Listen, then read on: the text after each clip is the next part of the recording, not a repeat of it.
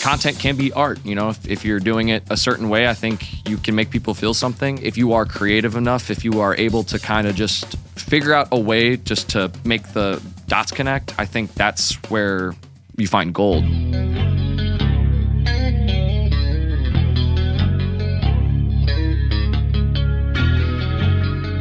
Welcome everybody to Nashville Drummers Podcast, episode 87. Today, drummers, musicians, and sons of Paul unite to celebrate Aaron Paulsen. Pleasure talking with Aaron. What a cool dude. What a fabulous musician. What a creative force. Very interesting individual. I was very excited to learn what a serious drummer he is, and simultaneously very excited but not surprised after watching a few of those videos with him with a pan on his head, timing a spoon to hit him just perfectly in the pocket. I knew that this guy was onto something. We get into talks about, of course, social media trends and building a brand in that way, but also very serious music talk, and of course, Skillmaxxing, my favorite. We hope you enjoy episode 87 with Aaron Paulsen.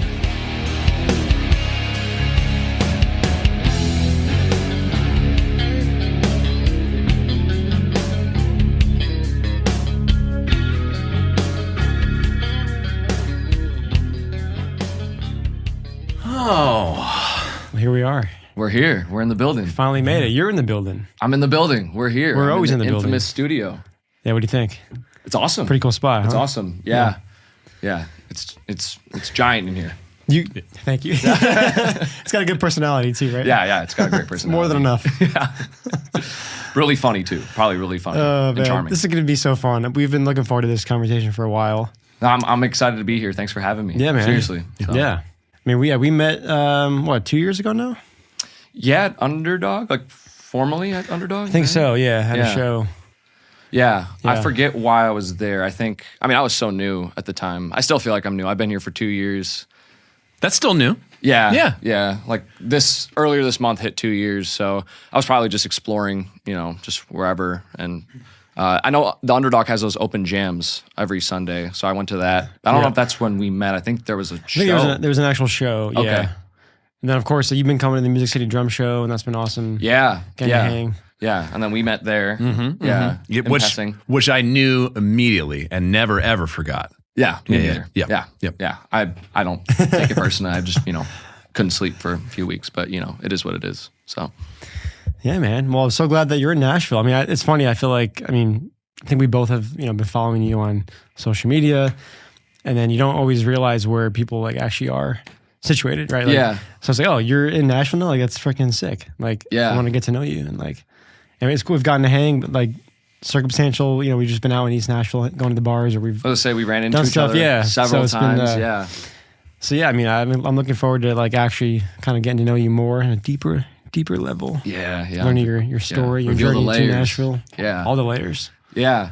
No, Nashville's been awesome, man. I moved here right before I turned 22. Yeah. So I'm going to be 24 in 2 days, but man, happy early birthday. Thank you. Yeah. No, Nashville's cool. I mean, I'm born and raised in the Chicagoland area. I grew up in like the northern suburbs, and then did the music thing in school and all that, played in jazz band. I couldn't read music until I got into high school. And then high school is when I kind of started doing like competing in jazz band. I did marching band, percussion, all that stuff. I'm primarily a drummer. I play guitar too, and I like to dabble I like to dabble in other instruments, but I am primarily a drummer. If anyone asks, like the most comfortable I'm with like is totally drums, just because I'm formally taught on that. Yeah, and that was for someone that would just follow you online, would maybe just think, okay, he's having fun, he's a multi-instrumentalist, he's a drummer, but to hear that you actually have like more of a percussion background, right? Yeah. Which I want to get into, like, because you've been going to, we talked about PASIC and the NAMM show and some of those. And well, that's the thing. In watching your videos, I was like, at first, obviously it's a cause to laugh. Like that's kind of the point. But then I'm also early on, I was like, but this guy's actually doing really incredibly difficult shit. This is fucking cool. Thank you, man. Yeah. No, I was going to college. I had a scholarship for percussion performance, and then that was during COVID though. Where was that to? I went to a small liberal arts school in Kenosha, Wisconsin, which is literally right in the middle between Chicago, Carthage College, and Milwaukee. Yep. So small town in Kenosha, and I went there for a year and one semester, and I was completely miserable. And around that time, I started doing content, and I dropped out to pursue this full time without like kind of making a living off of it yet. So that was like a big transition, but yeah. How did you know it was that was what you wanted to do? What was the thing that was in your head that caused you to go there? I always wanted to do something in music. I mean, specifically entertainment, to be honest with you. I mean, I'm always going to be a musician, but yeah, of course, like you said, like my videos are comedic. I love comedy. You know, when I was making like drum videos ever since I was younger, but I grew up, you know, with a funny family and, you know, watching Key and Peele and, you know, SNL. Just, I love sketch comedy. I love joking around with friends and stuff. So I didn't really have the confidence to make like funny videos at the time, but I kind of didn't want to do the same thing that every other, like most drummer creators do. I just think I wanted to kind of stand out in a way, and then that's kind of when the one-man band stuff, that was out of complete boredom. It was during COVID, so, you know, couldn't leave the house, couldn't do anything, so I was just in my basement, and I was like, what if I just mess around with this? And then, now I'm here somehow, so. That's crazy, man. Yeah. I mean, kudos, I mean, I haven't seen anyone doing what you've been doing, like, still to this day. Yeah. In fact, and maybe you can speak to this. I've probably seen people trying to do now what you're doing. Like you've created its own sort of category, it seems. Maybe, yeah. I mean, I just try to be, I mean, you know, when you talk to creators and stuff, they're always like, yeah, authenticity, man, and consistency. But like everybody says that. Yeah. And I think it's easier said than done to be authentic. And I try my absolute best to, you know, like I have to like what I'm making, you know what I mean, for it to translate. So, and you can say that with any sort of medium, right? Whether it's like you're making an album or, you know, even like expressing yourself like on the drums, you know, playing live and stuff. So, I try to, you know, I don't make it from a place of, oh, I'm trying to be so different. Yeah. But just, you know, what's funny to me, what ideas come to me, you know, and stuff like that. So it's a genuine, you're like, oh, this would be hilarious. Yeah. Or awesome. Yeah. Right. If I think of an idea and I laugh to myself out loud, I'm like, I gotta do this one. Yeah, I like that. Yeah. That's funny. That's how I know I'm like, okay, I personally like this. So, you know, I try to make it, you know, true to me at the very least, you know. Yeah, you're being yourself, but I think like what separates you is the result is like a creative, unique thing that is different. And that is intentional, but it's still you. You're not like trying to be anybody else, you know. Yeah. No, I have to give credit too. I mean, I think the one-man band stuff, I'm definitely, of course, I'm not the first one-man band, but that setup that I use, the stick hat is, you know, my idea, but I don't know if you guys know Rob Scallon. No, I don't think so. Yeah, big music YouTuber that I used to watch when I was younger. He's also from Chicago as well, and he had a video where he had that drum set up with his feet, and he was playing guitar. He was doing a slap guitar lesson. He was teaching how to play slap guitar while he was like doing a beat at the same time, and it blew my mind. And I remember kind of messing around with that. So I took that and I just made it kind of my own thing and added the stick hat and just kind of. So that was a light bulb moment, at least for that specific, the one-man band, you would say? Yeah, I mean, it was during COVID, so I was just bored and, you know, I just had my drums. Yeah, the wheels were spinning. You were thinking of things. And, and I've been playing guitar since I was 12. So I had a few lessons, but I wasn't as intense with it, with drums. I competed like jazz drums and, you know, played all around Chicago like since I was like 15, you know, so specifically in like the Wrigleyville area. I used to play at Old Crow Smokehouse, and a lot of the you know, the classic Broadway set list. I learned like there's a Tin Roof in Chicago too. I was just gonna say I've played that once. Yeah, that's so right. Fun. I remember you telling me. Yeah, so like, you know, then like that whole kind of that area right next to Wrigley Field is like a mini Broadway, right? It is kind of a mini Broadway. Well, yeah. I mean, still, it's got like the Chicago culture to it, but I mean, it gears towards more of the countryside, you know. So, but yeah, I learned learned a lot of that set list and kind of how to gig properly and kind of, you know, building up the experience out there. So I don't know where I was getting with that. Yeah, I mean, I feel like I have a whole list of questions. I'm sure Nate does as well. That I'd love to explore. Yeah. No. I mean, maybe we start backwards a little bit. I mean, you come from a musical family as well.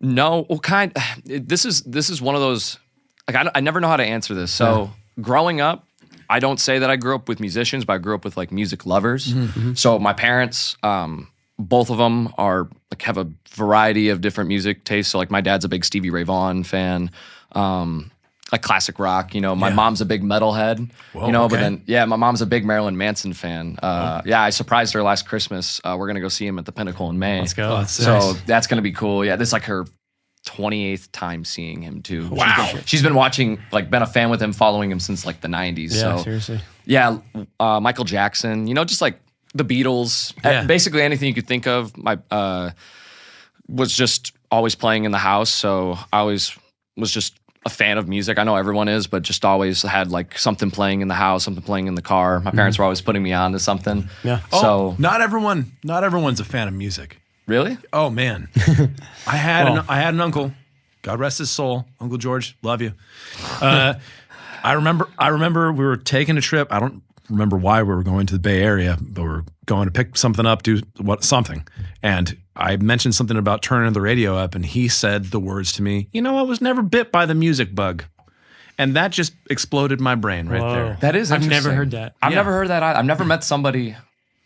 Like we've met non-musicians, you know, Yeah, but to like make a there's- global statement like that. Yeah, like to That's say crazy. like when music just in general comes on, like Yeah. you're just not a fan, like that's kind of crazy. Yeah, It's one thing to it- do that with a genre. We've all, Yeah, oh, of course. you know, I'm guilty of that too. You know, Yeah. not every genre speaks to me, but like to Yeah. just say, music is like music in general. Yeah. Like that's kind of crazy. whole music man. thing, How do you? I don't know. That's insane. I feel like there's some people, well, in your case, you're steeped in, you have parents who are actively interested in music, Yeah. right? Like, well, check this out, probably like wanting you to see it and experience it as well, Yeah. right?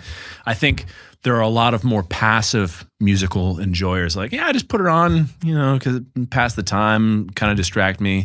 There's varying levels of that, and he was just at the real far end of that. So okay. yeah. Okay. Interesting. No, I never had anyone like that in my family. However, like, you know, growing up with music lovers, my little sister is she did play saxophone and clarinet in band with me, so that is one musician. But she leaned towards the educational side. She's actually finishing up school right now. She graduates this spring, and then she's going to be a music educator. So Sick. and she crushes at it. She was a drum major for DCI. She, wow, okay. Yeah, she marched in Madison Scouts for 2 years, so she was one of the lead drum majors. So yeah, she crushes it like that. But she always kind of took the leadership, teaching, you know, role. And so we never really jammed together. You know what I mean? I think she just played, you know, does the means to play. She's still a great player. Yeah. Just, you know, when it came to like, you know, trying to jam and stuff, she was just like, nah, I'd rather, you know, do this instead. Yeah. But I do. So my grandma, my uncle, and I think my great-grandfather were all musicians, but they all passed away before I was born. So when I started playing drums when I was 7. So when I started kind of naturally gravitating towards instruments, my family was kind of like, wow, he reminds us just like my Uncle Robbie, you know, God rest his soul too. So he passed away in a motorcycle accident in the late 90s. Wow, damn. So, but from what I've been told, again, I've never met him, but I've been told that just had an ear for music, just played drums, played everything. My uncle too, who's still alive, he's a lead singer of a metal band in Florida, but I didn't grow up with him. I've only met him in person like twice, you know, but yeah, he's a killer vocalist. You know, he's the Florida man. He's insane. But no, you don't even know. Like this dude jumps off bridges, does like his lore is insane. But you know the Florida man headlines. Of course, Yes. It is. It's all criminal activity. He's that guy. He's the Florida man. Yeah. He lives like he's in GTA. It's insane. So, but I've only met him in person twice. Once when I was like a kid, and then once when I was, I think I was on spring break in Florida like, for high school or something. But It really is crazy that Florida's a real place. it is. I love Florida, but it is insane. Yeah. I don't know if I could ever live there, but it is cool. I really enjoy Florida. But yeah, no musicians like that I like jammed with in the family. So none of that. Well, I like how you described yourself as an entertainer. I think that's a perfect word, because I think anyone that subscribes to your content and sees your videos is like, yeah, okay, he's a musician, he's a drummer maybe, but like, I'm entertained by what you're doing. So that's a good word. Yeah. So with that though, just with your family still, I mean, did that come into play early on? Like, were you around? You mentioned some of the like, you know, comedy shows and SNL and like Key and Peele. Was that encouraged with your family as well? Yeah, I mean, my family is super raunchy with the comedy. You know, like grew up just kind of like, you know, not, you know, heard jokes that maybe I shouldn't have heard when I was, you know. But then again, I had access to the internet when I was a kid too, so like that didn't help. You're freaking young. Yeah, you were born with a phone in your hand, pretty much. Yeah, well, I didn't get my first phone. I was born in 2002, so my gosh. Sorry, Stop it. That's crazy. but It hurts. No, I didn't get my first phone till like, What was your first phone? it was this HTC, those like little Android phones, and every wow. time I dropped it, the battery like fell out. Yeah. Was it like a flip phone, or was it like a? No, it was like this little. Was it past flip phones? Yeah, it was like, I don't know. I didn't get to like freshman year of high school, which was 10 years ago for me. Yeah. So 2016. So yeah. Well, that's good.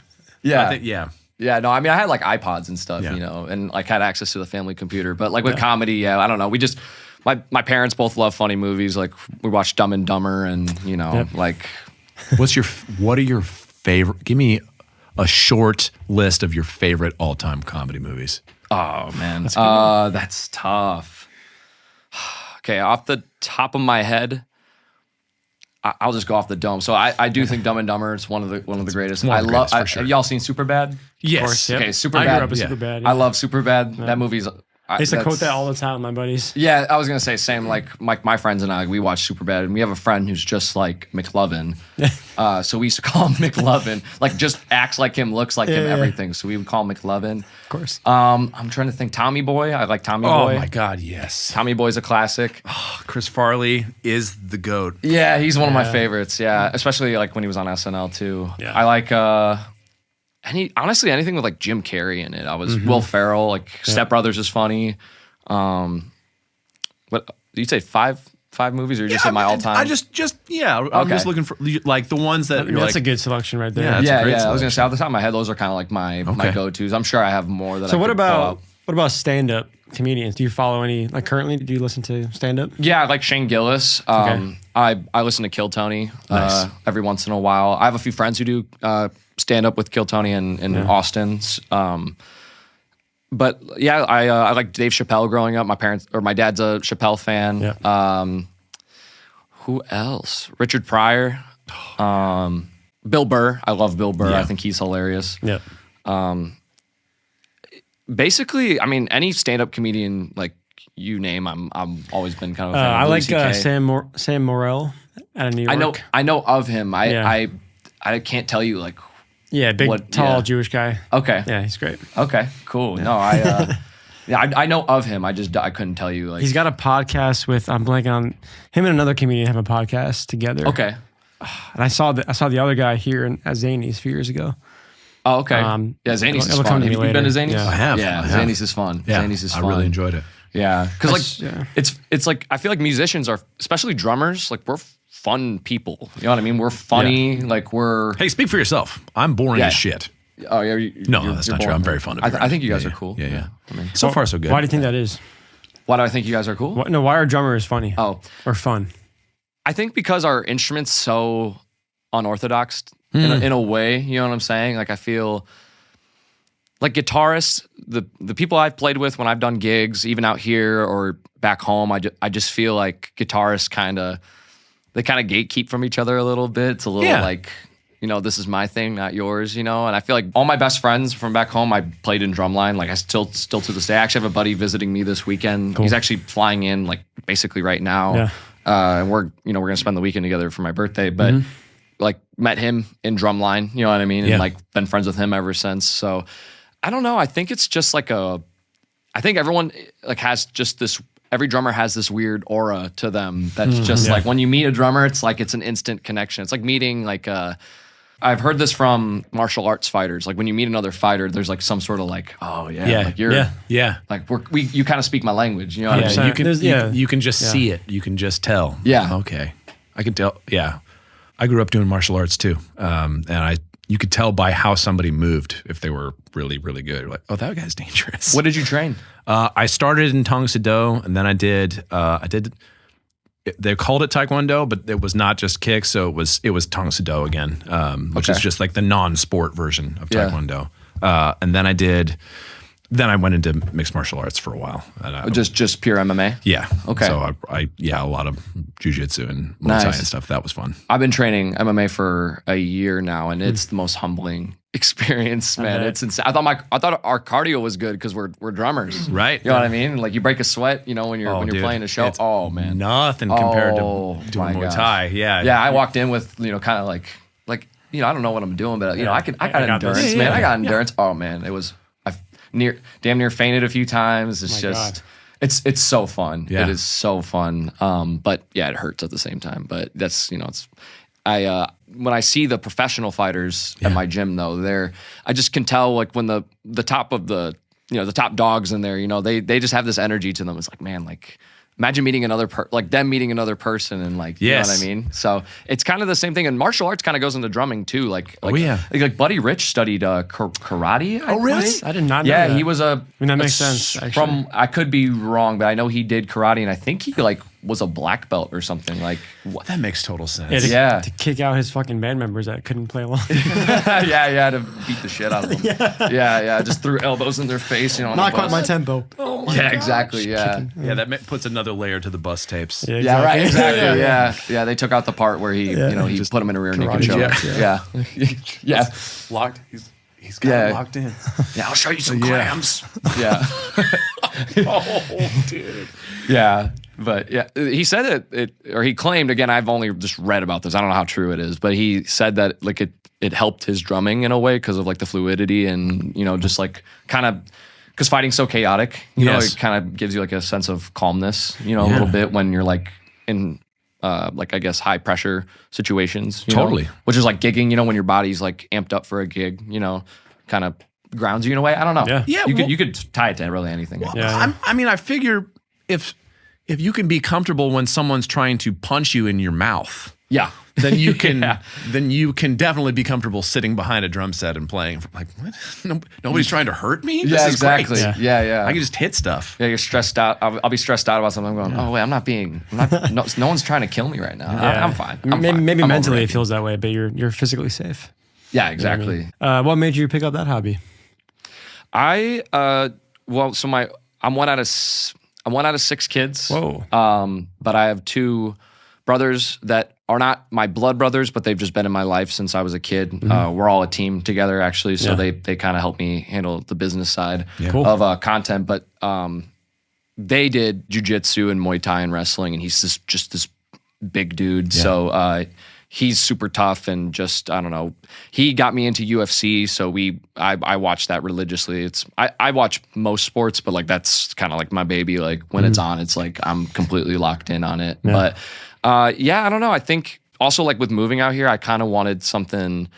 Of course, I'm here for to meet people and to be in a cool city with a bunch of other musicians. But also, I don't know, it's just a means of meeting people at the same time, because I've made a lot of friends at the gym, and just something new, do something that's a little bit uncomfortable. I just get out of the comfort zone and just try something completely new. I did a little bit of martial arts when I was younger, but I didn't really take it that seriously. Yeah. So now that I'm a little bit older and kind of have a better appreciation for it, that's when I started kind of going, I should start training again, try to get back into it, So I'm nowhere at the level of, the gym I'm at they're all guys my age, and it's just testosterone maxing in there, where it's just everyone's with demons, and you go on the mat and it's I'm not sparring with that dude. No. He's gritting his teeth like a bulldog. I'm not. I'm not touching him. No. But I do it as a hobby, but that doesn't mean I don't try to at least give it my all. I don't believe in half-assing stuff. So even if I'm not as even if I'm not if I'm not on the level of the other guys in there, it's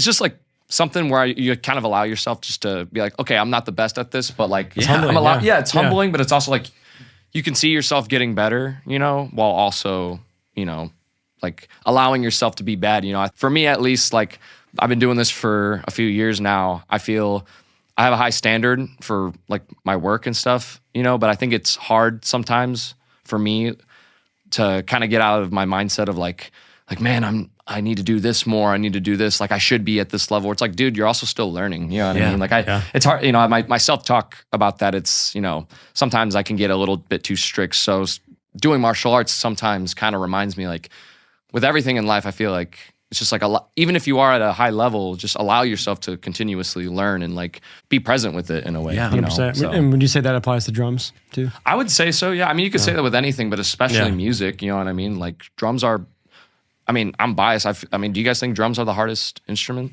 One of the hardest? Oh yeah, I think.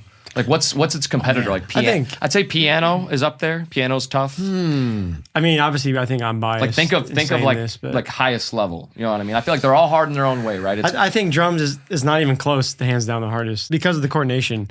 Like I think the barrier to entry is so high. Right. Right. I mean, like anyone can just like, okay, here's the piano, here's the notes, and now you're playing. Yeah.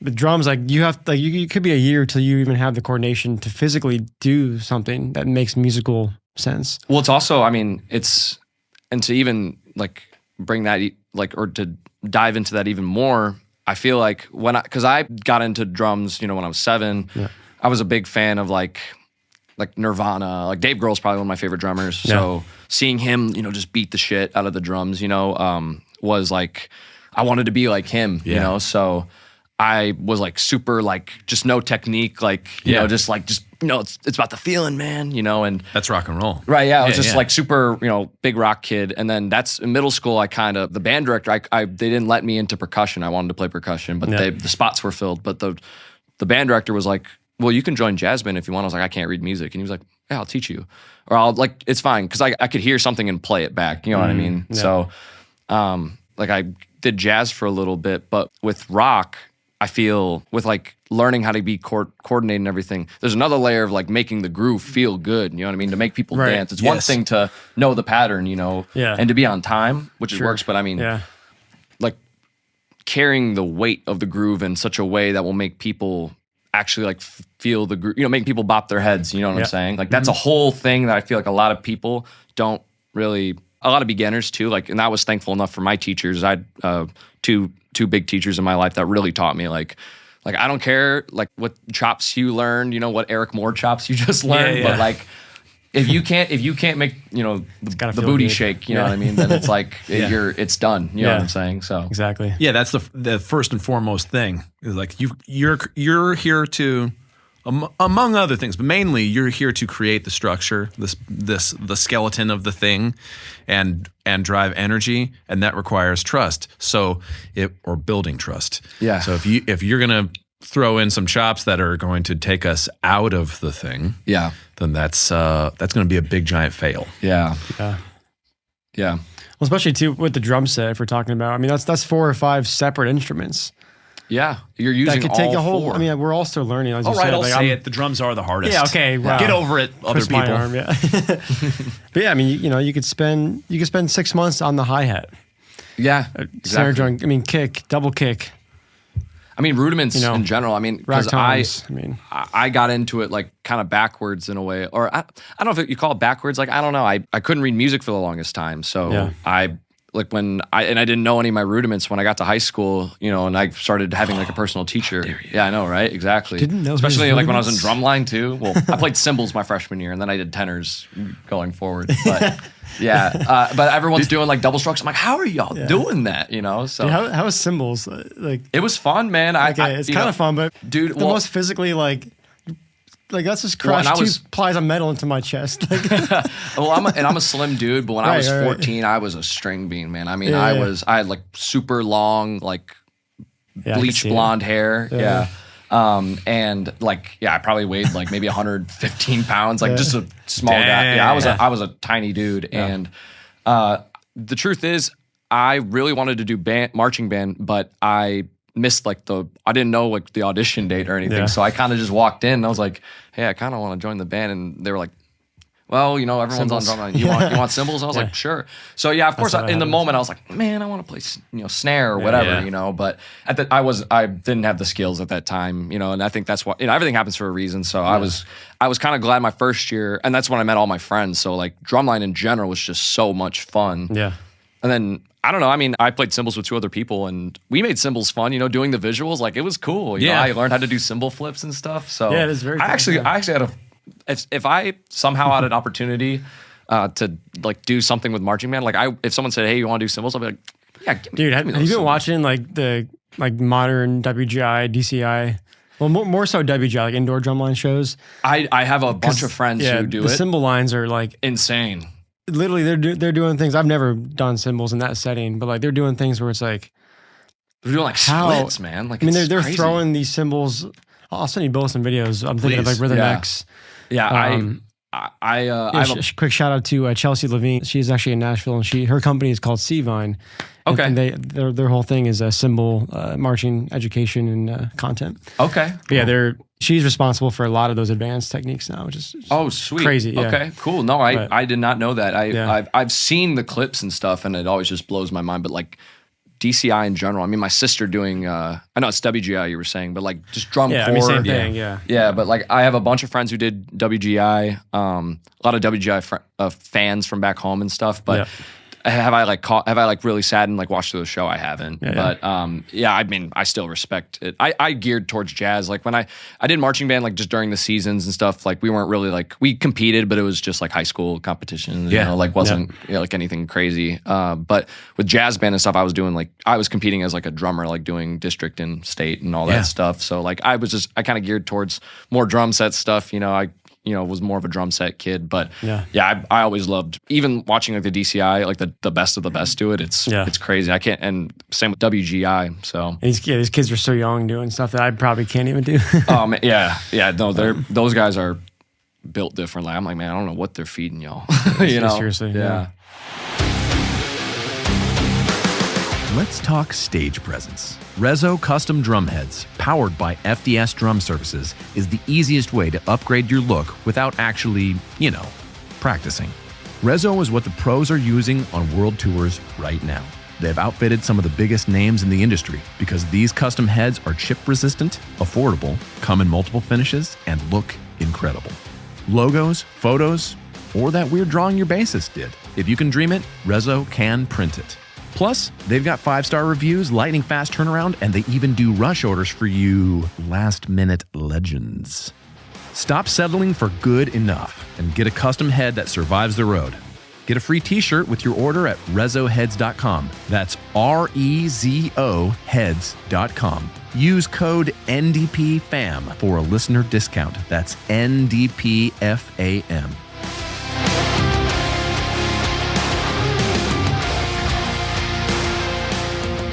wait, so you said California? Yeah. And you're from, so this is like West meets East, man. That's right. pretty cool. That's right, yeah. That's really cool. Yeah, we're different. We should upbringings. fight. We should, yeah. I was gonna say y'all should do like the rap battle, like MMA, back in the '90s. Yeah, MMA. Yeah. Okay, where were we? I feel like we're kind of beating around the bush because I want to dive right into like content and social media. But maybe before then, just generally speaking, like why Nashville? Because I think someone, of course, like having grown your online business, personality, brand, content, however you want to say that, like you could essentially live anywhere, at least to be filming content. Yeah. Of course, like if you have other goals to to be a professional musician, as you said, to meet other people, that's where a bigger city like Nashville probably comes into play. But what kind of gave you that push to come here? Yeah. Well, I think initially for a few years, I always wanted to move to LA.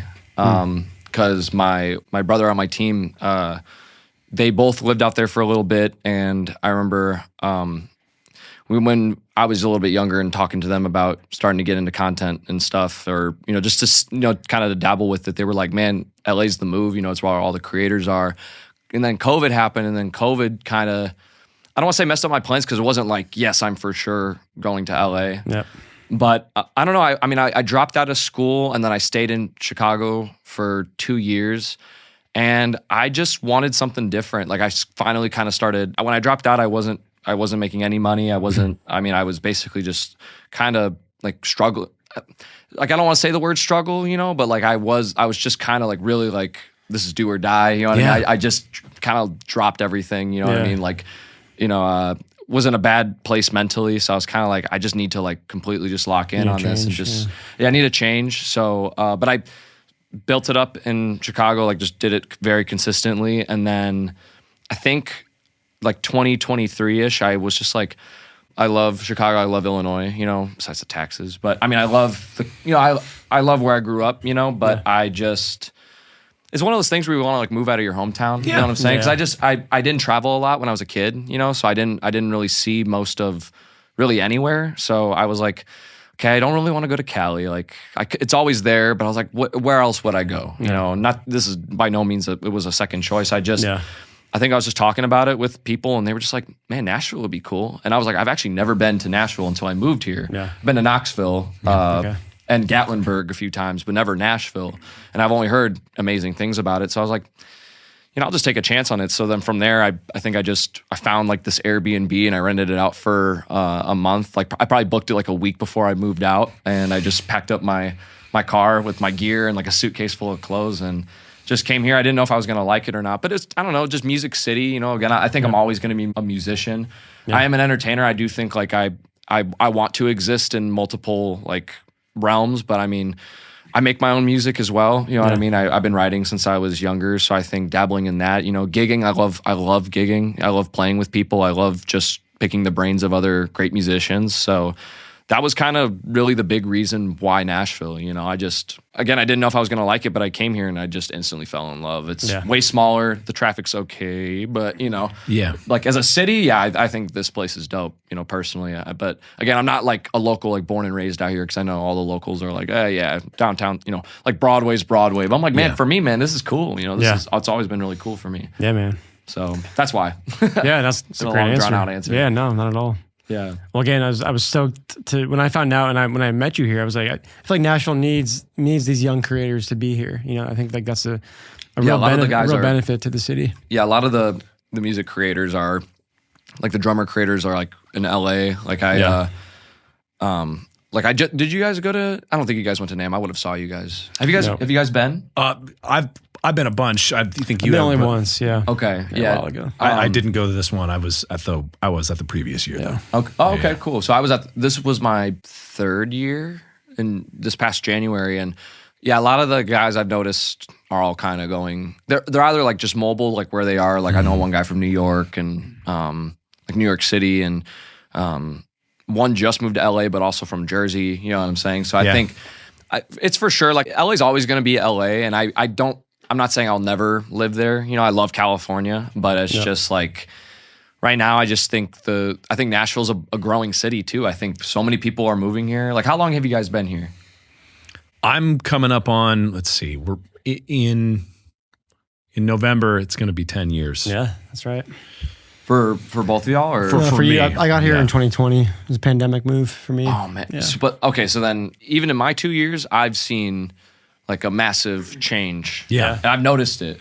Oh yeah. So I'm sure with you guys, it's like, I don't know, was Nashville 10 years ago the exact same as it is now? Hell no. Yeah, exactly. It was definitely different. And I feel like everyone's moving like this, Austin, maybe Miami, like these are the top 3 booming cities. I could be wrong, but from what I've seen, everyone's moving here. You know what I mean? I'm guilty as charged, but you know. Yeah, and I think there's a reason. I think people rightly judge this as a place where there is, like, it's a big city, but it's not. It's still very, very much feels kind of small townish, despite how many people are here, despite the traffic. There are many things about it that feel small towny, and I think a lot of people rightly judge that it would be a cool place to live with a lot of opportunities. Yeah, and that causes it to continually grow and change. Yeah, which some of that's awesome, some of that's like, okay, we'll see if this works out. But I don't know, man. I think that it's a pretty cool city. Yeah, I would agree. Glad you're here.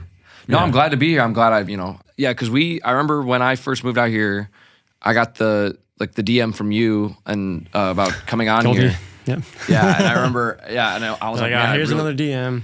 No, not even. I was like, I wanted to come on. I just think I got caught up just with being here and stuff, and I was like, we got to make this happen. That's when I ran into you, and then we've ran into each other. I was gonna say we've been at the same places and stuff, and we kind of know the same people. Like you guys had Andrew on the show, right? Yeah. As your best, yeah. I was gonna say we were just at his Christmas party. That's right. Yeah, I was gonna say. Yeah, me and Taylor were poor guy. We were talking your ear off with some alcohol in us. We were just talking Not like No, it was not great. stupid, It was like great. drunk Nashville talk, but it was like we were talking like content. And He told me his social know. security number. Yeah, and now I had to change it because he freaking put it all over the internet. Yeah, I'm like, I told you not to do that. Yeah, I convinced him that if he took his credit card and flipped it over and then told me like the funny, silly numbers on the back, that you could show him a silly magic numbers. trick. that would show Yeah, a magic trick. yeah. Yeah. And then I just, Yeah. called my Uber and went home. I can make your belongings disappear. Yeah, but yeah, no, that was a super fun time. Yeah, and that was I only fun. met Andrew a few times before that. Yeah, yeah, So yeah. when I got there and I saw y'all, I was like, That's what I love about Nashville. There it It's is. just Yeah. I feel like you could go to any house party and like exactly. Yeah, somebody probably yeah. know one Yep. person or like you're one removed and. Yeah, exactly. I yeah. feel like I noticed that quickly. and I've been to LA and I have great friends there too, but I think it's a little bit more closed off, Yeah. clicky, like Yeah. especially with some of the wealth out there and like For celebrities, sure, like you're for not sure. just going up to all these wealthy house parties. Like you kind of have to be somebody, right? Yeah. Well, I go to VidCon at the same place where NAMM is at Okay. the Anaheim Convention Center, Yeah. and VidCon is obviously just more just for creators in general. So I'll meet other creators, but obviously they don't do music. But then I'll go to like these influencer parties in LA or whatever, and So I sick, walk yeah. in and I'm like, I don't know none of y'all. Yeah. Like for the most part, like I don't know. It is a little bit more clicky out there. Yeah. There's a little click here, but at least There it's a is. little bit more.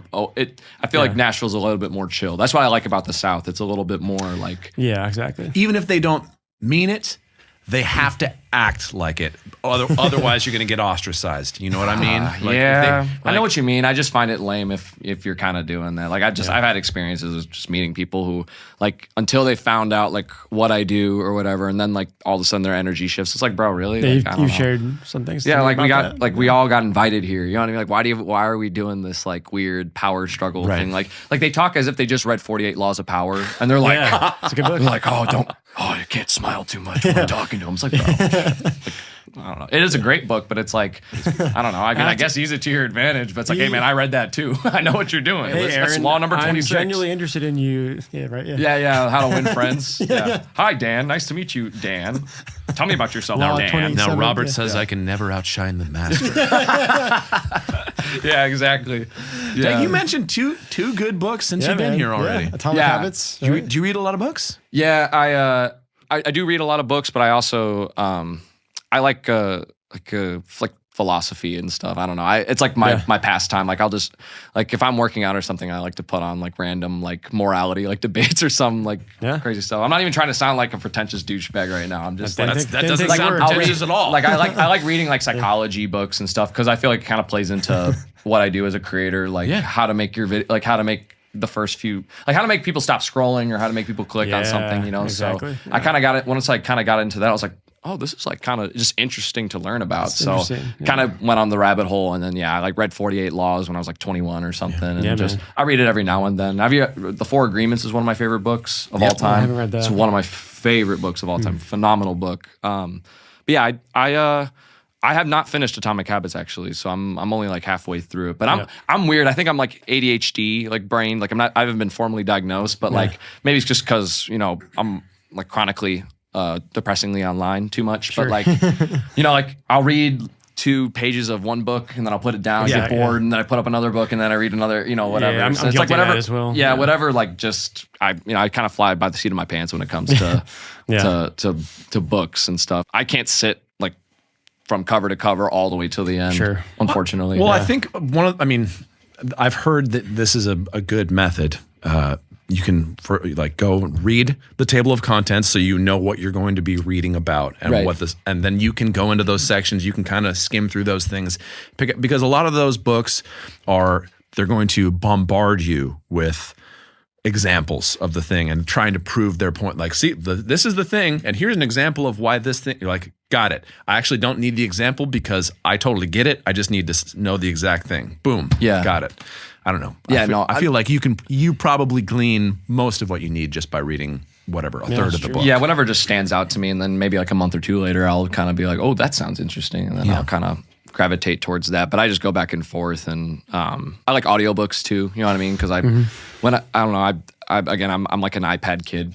Sometimes like I'll be driving and I need stimulation, but if I don't want to listen to music, I'll put on like an audiobook, or if I'm cleaning the house or something, doing dishes, I'm like, what's the last audiobook you listened to? I think The Four Agreements. Okay. I always go back to that book.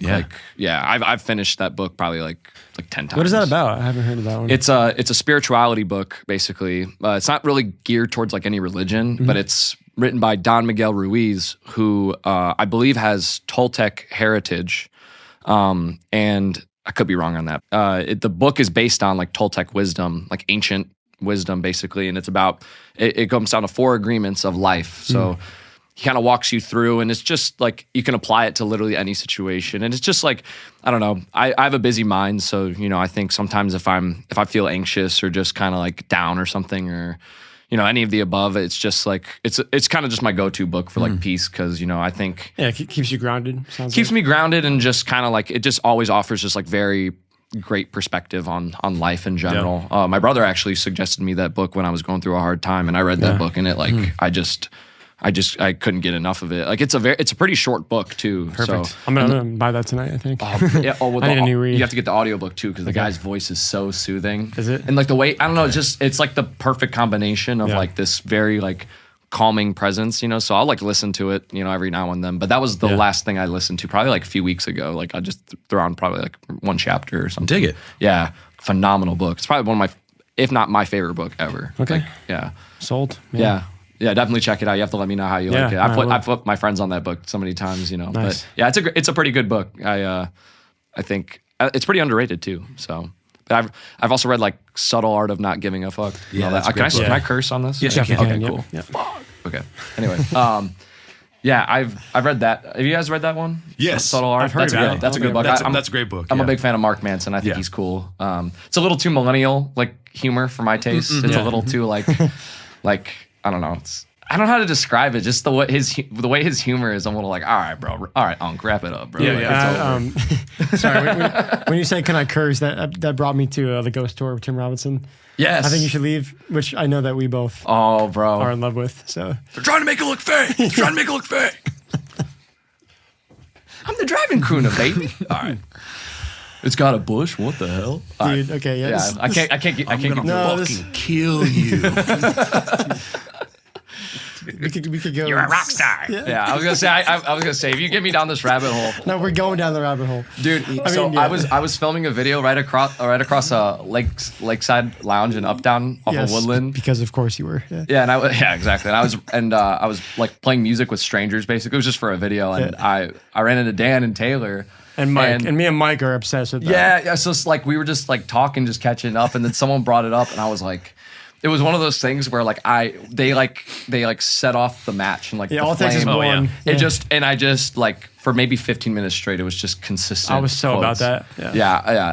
That's another one of my favorite sketch comedy shows. I love Tim Robinson. Yeah, it's genius. Yeah, it is genius. Yeah, I love that show. Yeah, that's a good and show. Cherry Company, have you watched that too? I've only seen like bits and pieces of it. I think I saw the first episode, but I don't remember any of it. Yeah, It's- you'd like it. Yeah. Phenomenal. It is? Okay. It's phenomenal. I'll have to check it out. I had somebody I know was watching it. Like, I don't know, is this gonna? Are we ever gonna have any answers? I'm like, is that what you want, or do you want to just experience the world that this insane genius has built for you? But both. Like there is a plot. Yeah, there's And it's definitely basically a just plot. an extension Yeah, of I think yeah, you should leave. Yeah. Yeah. Well, It's one of those- his humor is just so unmatched, bro. Yeah. Like it's the perfect like that.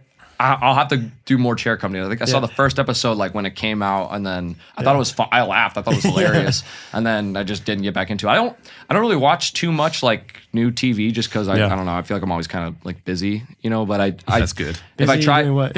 yeah, to be busy, you know, Making your own shit. making my own bullshit. Yeah, What exactly. could be more important than watching TV? I don't know. Making watching my own movies? TV. Literally anything. Yeah, I was gonna say, Okay, yeah, exactly. Doing a podcast. Yeah, do it. There we go. See this nose? This knows more. I'll see myself out. Yeah, I'm sorry. Okay, well let's I want to dive into you as a creator and content that we've been kind of poking around, but we haven't really got into like what it is that you do. I mean, I would say for anyone that doesn't follow you, but that's not many because I mean I'm looking at some of the metrics here: 1.6 million followers on TikTok, 1.62 on YouTube as of today, 824,000 on Instagram. So I mean, you're obviously doing something that is that's working. It's captivating audiences globally. But for someone that maybe isn't familiar, like how would you describe what it is that you do content-wise? What's that like? I always tell people that I'd make like music-based comedy content, or like just videos that kind of always like silly videos that gravitate towards music one way or another. Because I've done like the niche down, like when drummers do this, but I've also tried to just kind of make it more broad, and then like the music's just kind of like a cherry on top. Yeah. But I always say music comedy for the most part. So. I mean, I was watching some of your videos today just to get ready for this. And I'm like, I seriously, I was like at my desk just like laughing uncontrollably. and then similar to Tim Robinson, like once you start, I just keep going. I'm like, give me more. Like it's addicting. You know? Wow, I appreciate that. Yeah, that's because like every video is like you don't know what you're gonna get. Yeah, and like some of them are kind of similar. Because I think you do have sort of a formula, I would say. Yeah, right? I definitely do. Yeah, I have a few like formulas, like depending on what I'm trying to do, but. Yeah, I've been told, and I kind of like started calling them myself. So people were like, "This is what a fever dream feels like." You know what I mean? Like when they watch my stuff.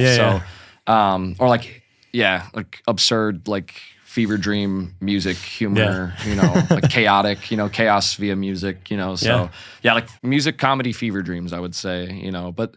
Yeah, I have a few formulas. I content is a skill. Like I do believe in that, or like it's a thing that I think if you're trying to do it at a high level, you kind of have to like study in a way. Mm-hmm. There's no. It's kind of like music where there's no like paved path for you. You can just make your own path. But I think in a way, especially in this day and age where it's so oversaturated now, like. And especially like the age of AI, there's like so much AI slop now. Yeah. So I think it's harder than ever. I still believe in abundance, but I think that it's harder than ever now to really, really stand out. You know what I mean? Mm. So at least that's my perspective on it. So that's why I feel bad for like the average creator who is trying to find ways to stand out. But it's like, man, it's hard when like everybody has done everything already. You know what I mean? Right. Everybody's done stuff. So I think the pendulum is actually swinging. I think they called it the Mr. Beastification, like on YouTube and stuff, where it was very like, and it's no disrespect to Mr. Beast. I know he gets a lot of flame for, how he does his videos and stuff. Yeah. I've always enjoyed his stuff. I think what he's done to YouTube is really cool. Yeah, I agree. I just think now, because he paved such an era, that was his era. I think now, because he's done basically everything now, and most people who kind of copy his style of videos and stuff, everyone's just done everything now. And I think now that the pendulum's swinging back where it's like, okay, well,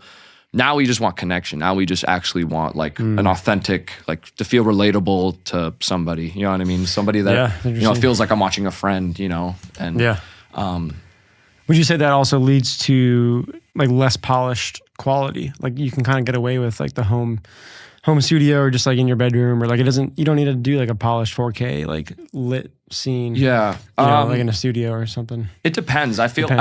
For me personally, so when I do the one-man band stuff, I started out that way. I started out like, I swear I didn't even have a tripod. I didn't have any cameras like y'all do. I literally had like another like rickety like floor tom, and I took a cowbell and I just placed it and I put my phone like in front of it and just like, and then it was like the raw iPhone audio of me like plugged into an amp with the guitar, and I'd have to listen to it back. I'm like, fuck, the guitar's not loud enough. So I have to turn it up. So like I did it like old school. Yeah. And I used to think, and part of me still does, but I used to think like, well, that kind of adds to like the authenticity of it in a way. I think, especially for your silly nature of your videos, I think it might be weirder if it was like super polished and but now, just because it's been a few years, I wanted to level up the production just a little bit, so I still film a lot of my shorts with when I do my long form stuff for like the Great Lock-In and stuff. I do like sometimes my phone, but I do have a camera, and I kind of go out of my way to make it more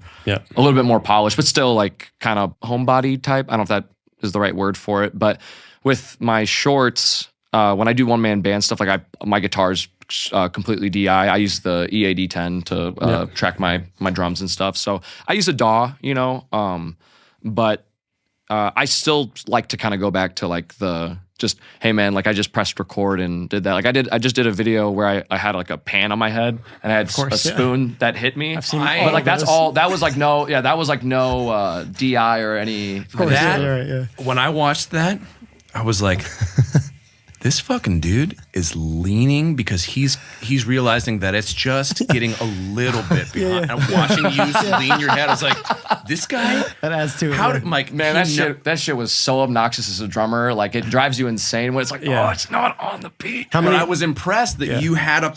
You're like, I need to move like this many degrees way to keep it in the pocket. Because I could tell that it would be a little bit behind, so I'd kind of like shimmy my way into it. Yeah. How many, that was cool. How many takes, for example, that video? Like, how many takes on average are you doing until you get the perfect like? Well, for the one man band stuff is a totally different story. That's like my where you're like learning songs. Yeah, well, and it either takes me like a day or like a few hours. Like I'll just take a morning and learn something, or it takes me like 2 weeks, which that can be brutal. It depends on the song, and we can get into that. But when it comes to like the more like when I do like the Sup Boys videos and stuff, those are more just like kind of experiments in a way. You know what I mean? Where it's like, I don't know. I wish I could say where I got the ideas from. It's just like I just see stuff. I'm like, wouldn't that be funny if like I just duct taped a spoon? But when I was messing around with it, I was like, okay, let's see if I can like get it consistently on time. So that took like some time to kind of, and I was just, and I swear by myself in my grown ass man, by the way, sitting in my own living room, sitting with a pan on my head going dink. Well, I remember you made a video of that, right? Like, of the outtakes. I think you posted that was my second video that I did. So I was like, I feel like it'd be fun to kind of show them like, 100%, behind the scenes. 100%, that adds to it. But the first time I did it, like kind of figuring it out, I noticed that I was like, okay, how can I get this to like how does this how can I translate this, And I remember over time I was like, oh, it's kind of like a 6/8 pattern. So it would be like, so I kind of like, I subdivided and had it hit on beat 4. So like 3, 4, 5, 6. And then I kind of was like, I feel like I can kind of the way it's kind of, it was like I felt like I was like a physicist or like trying to call discovering, back. Albert and Einstein, and and I just remember like, so I grabbed the guitar and I was just like messing around with it. And I think I played like a Jeff Buckley tune or something, but yeah, you did. Yeah, it was The Lover You Should Have Come Over. Yes, that was the first one, and then I did Michael Jackson in the second one. But which, by the way, Lover You Should Have Come Over is maybe the best song ever written. So I love great choice on that too. I love that. That's a great song. I love Jeff Buckley a lot. Yeah. But so like that's kind of I don't even know how long it took me for the first one. It was probably like an afternoon of just dilly dallying. You know what I mean? So honestly, that's been my big curiosity. I'm like, this is all of this stuff. It's hilarious, but it's impressive. I'm like, okay, appreciate it. You can tell unless you're a total dipshit. Like you should be able to look at this a video like that and go, some serious effort was put in here. I really was curious how long it takes you to develop. How long were you standing there with just messing with the spoon? Yeah, I don't know, probably like 15 minutes, maybe just 30 minutes. Like I forget really because I was trying to figure out that tempo, so I got to just go on my phone while I'm hearing dink, dink, So I eventually it just kind of came to like oh, that's kind of like I can kind of turn this into like a 6/8 because it was too slow to do like a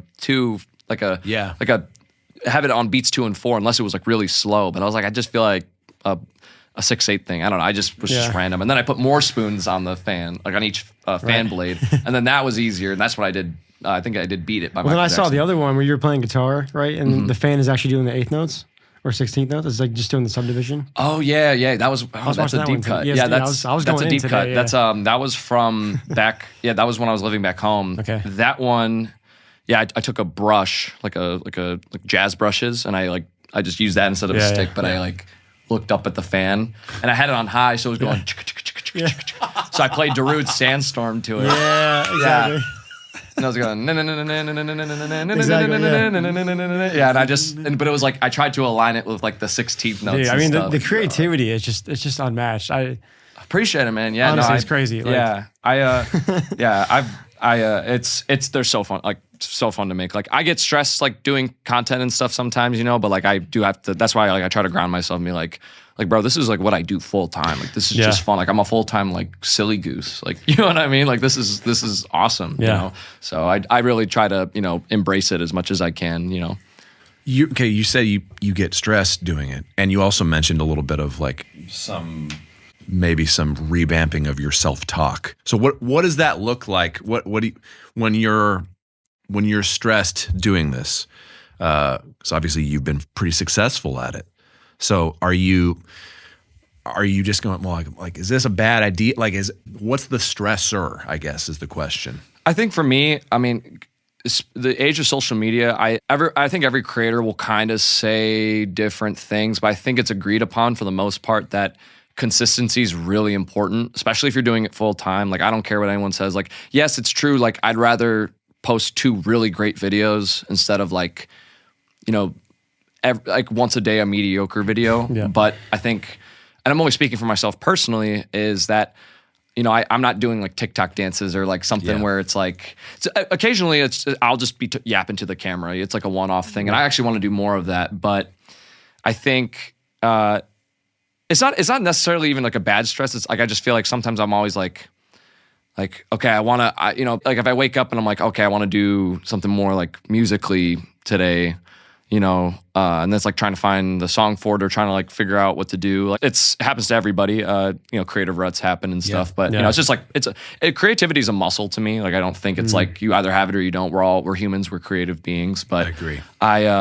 It's just like always trying to like stay consistent, stay ahead of it. You know what I mean? I've been doing this like really full time for almost 4 years now. So it's just like, I haven't really like taken like a week off or like I've never really taken a full month off, you know what I mean? Which again, I'm not complaining. There's people out there who, you know, wish they were in my position, and I'm so grateful for that. You know what I'm saying? And so I never like the stressed out stuff. It's not a matter of like I curl up in a ball and stuff. It's just like, oh man, like this is what hard feels like. This is what I signed up for. You know what I mean? So it's by no means like I knew this coming into it, you know what I mean? And I think with us being in creative jobs, it's just, that's the name of the game, you know? And if your mental health isn't there all the time, sometimes that can bleed into, you know, your ideas and stuff. It can kind of hinder the spark, you know? So, but with like self-talk and stuff, the only thing I can really think of is when I dropped out of school, I kind of felt like I was doing the right thing, but I didn't, you know, I had a bunch of friends going to college, you know, it's like, it was FOMO, you know what I'm saying? And I was a sophomore year, first semester, and that was the first time where everything was in person, because my freshman year was all online. It was bullshit. It was all online. Sucks. Yeah, learning through a computer screen. It was terrible. Yeah. I'm also class of 2020. We never got a graduation. I don't know if y'all saw those memes, but anyway. But yeah, anyway, I didn't have a graduation, but no, I don't know. Like, just I was miserable. My percussion teacher didn't like me because he kind of knew I was gearing towards this. I was failing my classes. Like I just was so like, I'm checked out of school. But at the same time, when I left, God bless my parents. And this is nothing. They just want what was best for me, you know, but you know, they didn't go to college, you know, like right off the bat. So all they wanted for us is just to have a better outcome than they did. You know what I mean? At our age. And which I think, again, it would be immature of me to be like, I can't believe they didn't see the vision at the time. You know what I mean? Like that'd be so lame of me to say, you know, but you know, I understand where they were coming from when they were like, bro, you were on a scholarship and you left. Yeah. You left, like you just dropped all this, you know, like, I don't know. So when I left, I kind of went through like this really like, I don't want to say I was like straight up depressed, but I was just like really like, damn dude, like, did I make the wrong mistake? Like, am I doing this? Should I not have done this? Like, what's the point of this? You know? And like when you're in that when you're in that lonely chapter and you can't like talk to your buddy, but like I didn't have really anybody that was like, oh yeah, I get where you're going through, man. Like I understand. Well, this is what I did. You know what I mean? So I really kind of just felt like I was for myself. In a way, you know, I still had a support system and stuff. It wasn't like I was, you know, people cut me off or anything. I'm not trying to oversell it, but but you were doing something very unique, and you were kind of out there on an island, it seems. Yeah, you know, but it was just like, how do I like? I wasn't even on YouTube at the time, so I was like, what do I do? Like, I don't know where to go from. Like, I knew where to go, but I was like, man, this is gonna be a lot of work, man. And I wish I could say that I dropped out and it was like hit the ground running, but yeah, man, I had a lot of nights where I was like, I regretted it. I was like, I don't regret it now. I feel like I had to kind of go through that in order to kind of be where I am now. 100%. But yeah, like the self-talk at the time, I was just like, dude, I fucked up. I'm like, wow. Like I shouldn't have. Yeah, I mean, I was so down bad once, and I've never said this online before, like in the public. One time I was so down bad that I've never been suicidal. I've never done anything to like hurt like myself like that. But it was like one of those things where it was like, I just need to call somebody. Like and a flaw that I have is I'm a little like, if I'm going through something, I don't like to like talk to like people that are close to me about it, because I don't know. I don't know if it's like maybe it's like a masculinity thing. I don't know. It's like a vulnerability thing. Yeah. I don't know. You know, it's like I like always helping the people around me. I always like listening, helping people out with their problems. But when I do it, I feel really uncomfortable when I start talking about my own, my own personal flaws and stuff. Yeah. So I called like a mental health crisis hotline, and I like talked to this lady for like 3 hours and just told this like random her name was Maria. I think she was like an older like Latina woman, but she like was just spitting some knowledge, like some four agreement shit at me. Yeah. And she was just she was super helpful. But again, I had my brother. Bless Maria. God bless Maria. Maria, if you're watching this, I appreciate you. But I'm glad. One, I appreciate you opening up and sharing that. And obviously, I'm glad you're able to find that support. No, I still have my parents. Like my parents were like, "What the hell?" But like at the same time, they were like, "Look, we will still support you." You know what I mean? My mom's like my biggest fan, so I had people in my corner. Like I'm not saying I didn't. Like my mom is literally my biggest fan. You know, I could fart in a microphone and she'd be like, "It's a masterpiece." You know, like she's one of those people where it's like no matter what I do, she will love it. You know, so I have that unconditional love. You know, but just at the time, man, I just felt like I just couldn't talk to anybody. You know what I mean? It was just like, I dropped out of school to do this, but I'm also like kind of regretting it because I see people at parties and stuff like that. I'm kind of like not wasting, but like I'm sacrificing my youth or like my college years before I get into the real world. You know what I'm saying? And well, I'm sure there was no like immediate payoff too. No, for a playing year. The long game, Yeah, for a year, it's a big risk. For a year, I was in a band at the time, so I was like we were trying to record an album at the time while I was also doing content and like what kind of music?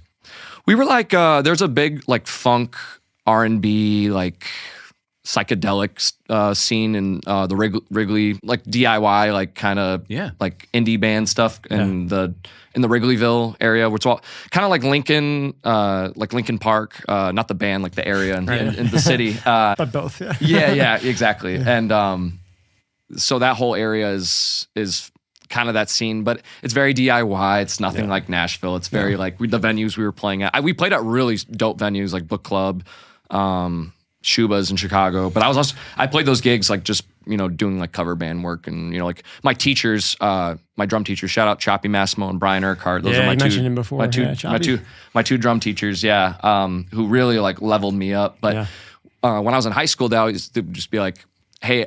I feel like they would do it on purpose sometimes because they'd be like, I'm playing with this band, all these guys are like 15 years older than you, but I can't make the gig and I need someone to play. I'm just going to throw you in the deep end. I'm like, I have to learn like 50 songs, in like 2 days. And they were like, go ahead and do it. So like they were like always throwing me in and just, like just telling me to swim, So, but I was in a band, I was doing the band thing for a little bit. I eventually left, but I was doing that, balancing content creation and also kind of like just being like, man, I'm also like trying to figure out like my life. I'm 20, 21, you know what I mean? And, I had a great time, you know what I mean? I look back, it was only a few years ago, but I was a completely different like person. I feel I was kind of in like we're always evolving, but at the time I was like in this like big transition period in my life, so I was kind of distracting myself with just playing, what I know.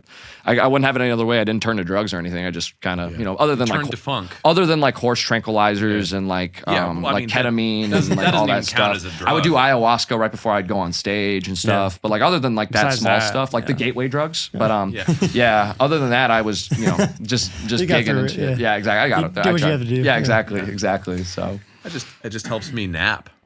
Yeah. A little ayahuasca before bed. Yeah, it makes me talk to the elves, but I mean, everyone has it differently, I guess. Yeah. Hey, drummers, do you need a place to practice on actual drums? Drumbox has locations in Lafayette and Longmont, Colorado, and their newest location is right here in Nashville, Tennessee. You can book sessions online and get the space to yourself. Each Drumbox location is fully equipped with 2 kits, cymbals, hardware, and even sticks are provided. 30-minute, 1 hour, and 2 hour sessions are available at www.drumbox.space. Use the coupon code ANDP25 for 25% off your first session. The coupon code is valid at all 3 locations. Again, that's www.drumbox.space. Well, back to the mental health, just quick to touch on that. Yeah. I mean, Flawless transition. Yeah, we went from horse tranquilizers to me and my serious, like, no No, emotion. you're good. Yeah. You're good. No, I love it. I love it. No, I mean, would you say, I personally think it's a generational thing. I mean, for one, I can't imagine your generation growing up, especially like not having a graduation, as you said, going through the pandemic years and how tough that must have been. But do you feel also that, especially your generation, having grown up with the internet and devices and screens so much, that you actually have like less, like there is less human interaction, less relationships. So in those times of need, you know, you turn to, you are more alone, right? Because you have you may have a big, you know, social media following, you may have friends, but like they're not actually like, whereas I think some older generations like us, like we grew up in a different setting where it was like you'd hang out. There was no internet, there was no YouTube. Like you'd go outside and play, you'd like have more human connections, if that makes sense. Yeah, no, I mean, high school is when like, I mean, even middle school, but I feel like high school was kind of like when like Instagram likes were like so important, you know what I mean? And of course it's easy for me to say because it's like, you know, I do it full time and stuff like that. But like, honestly, I try my best and I'm not perfect at it, but like at this point now, I go on there, I post, I'll kind of just like, if I see something that inspires me to think oh, that's a cool idea. I'm going to, you know, like try this in my own way or whatever. Yeah. I don't really try to doom scroll. I don't try to like really like, I think it is like a comparison trap, unfortunately. You know what I mean? Because you see people, that was another thing too. Like when I dropped out, it was very like, man, I'm really struggling and I'm seeing like, this guy just like bought, he just moved to Miami and did this, or he just he just made this like TV show deal or something. And I'm like sitting here like, damn, dude, I'm a fuck up, man. Yeah. Like that sucks. That's hard, But the problem is, and I forget who said this, so I won't claim it, but it was something like social media is where you're comparing your struggles to other people's highlights. Yeah. You know what I mean?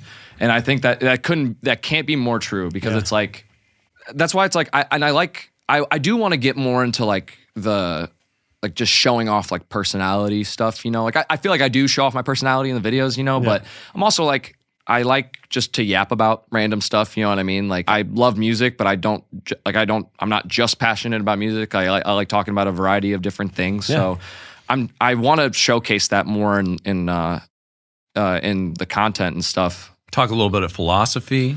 Yeah, or just like, I don't know, just like living my life in Nashville. Like I'm on this series right now I'm doing called The Great Lock-In, where it's kind of like vloggy, but it's also like every single long form episode we're making a song. And then when we hit 2 million subscribers, that will drop like as a mixtape. Oh, so we've been doing that. We're only on like episode 5 or something. So we're still, you know, we're working on the next one right now. Yeah. But yeah, I mean, it's just like, for me, I don't know how I segued into that from comparing myself. Perfect segue, yeah. But yeah, just mental health and social media. Well, yeah, I was just saying, like, yeah, I try not to. I have a personal account that I do not use anymore on IG, but like every once in a while, I'll just log into it, and I just know people from high school, and I'll just kind of just be like, yeah, I don't. Like, it's nothing against them. I'm just like, I don't care. I don't, you know what I mean? I'm too focused on this, and I can get caught in the whole like, oh, they're doing this, and then like. I don't need that. You know it's interesting because you're, as you said, like you're doing this full time. This is your profession. Mm-hmm. Whereas I think most of us, like we get caught doom scrolling because it's not our profession, right? It's like, it's more fun or we get sucked into it. But it's interesting hearing like the other side of that, where it's like you're using the same tools that has been so negative for so many other people, but because you're doing that, you know, to make your living in a professional way, you have to then really separate it and not get caught up in that. Yeah, I don't want to get. I mean, I try to escape it, but then some motherfucker is playing Jeff Buckley and he's got a spoon hitting him in the head. And I'm like, I got to see some more of this. I was gonna say I play a part in the doom scrolling. Yeah, unfortunately, like, I wish I could say I'm bigger than that. Or whatever. Like, no, hey man, I'm probably the reason why someone went. You're just the creator. One more reel, and then it's me. Yeah, exactly. So what's up, boys? Yeah, exactly. Hey, watch this one. You know, so I don't know.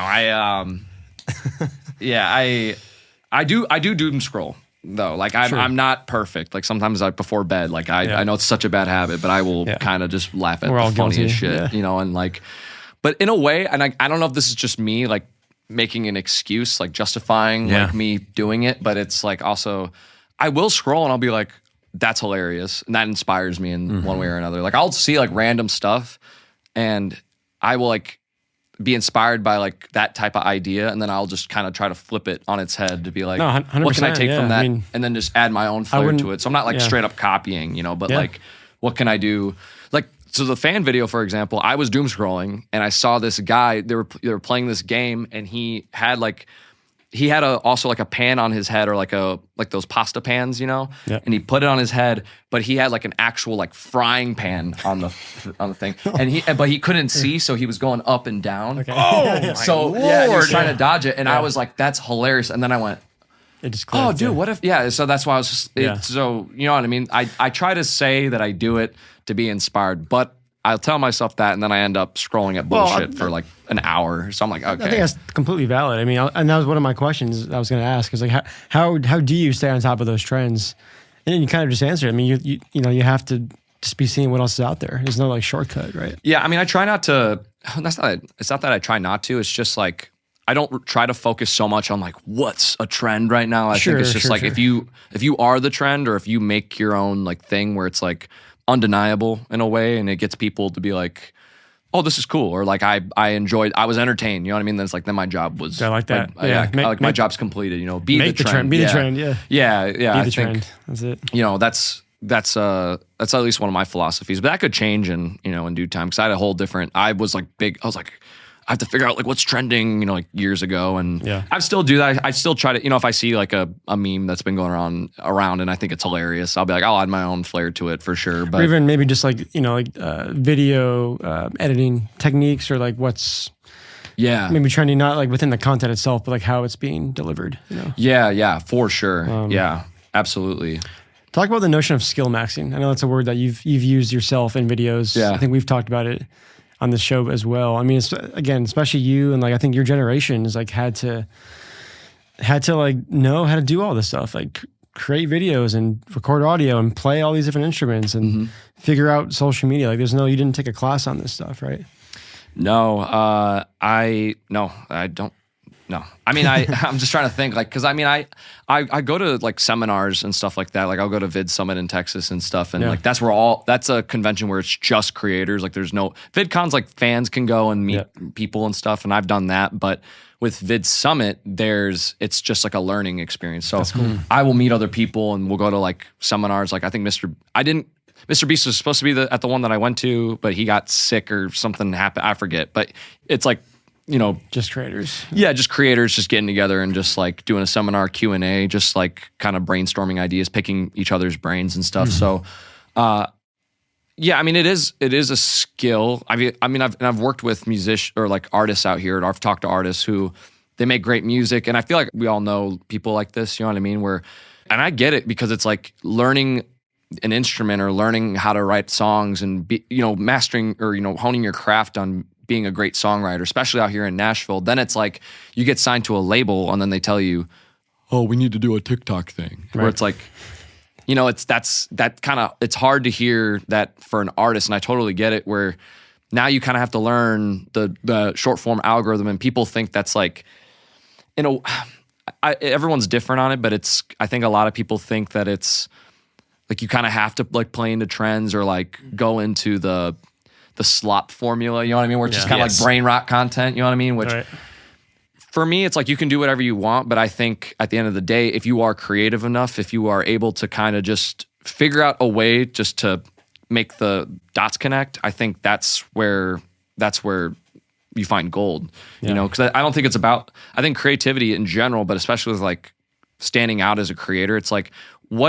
it's not even about like what can you do that no one's done yet. I think it's more like it's a means of combining.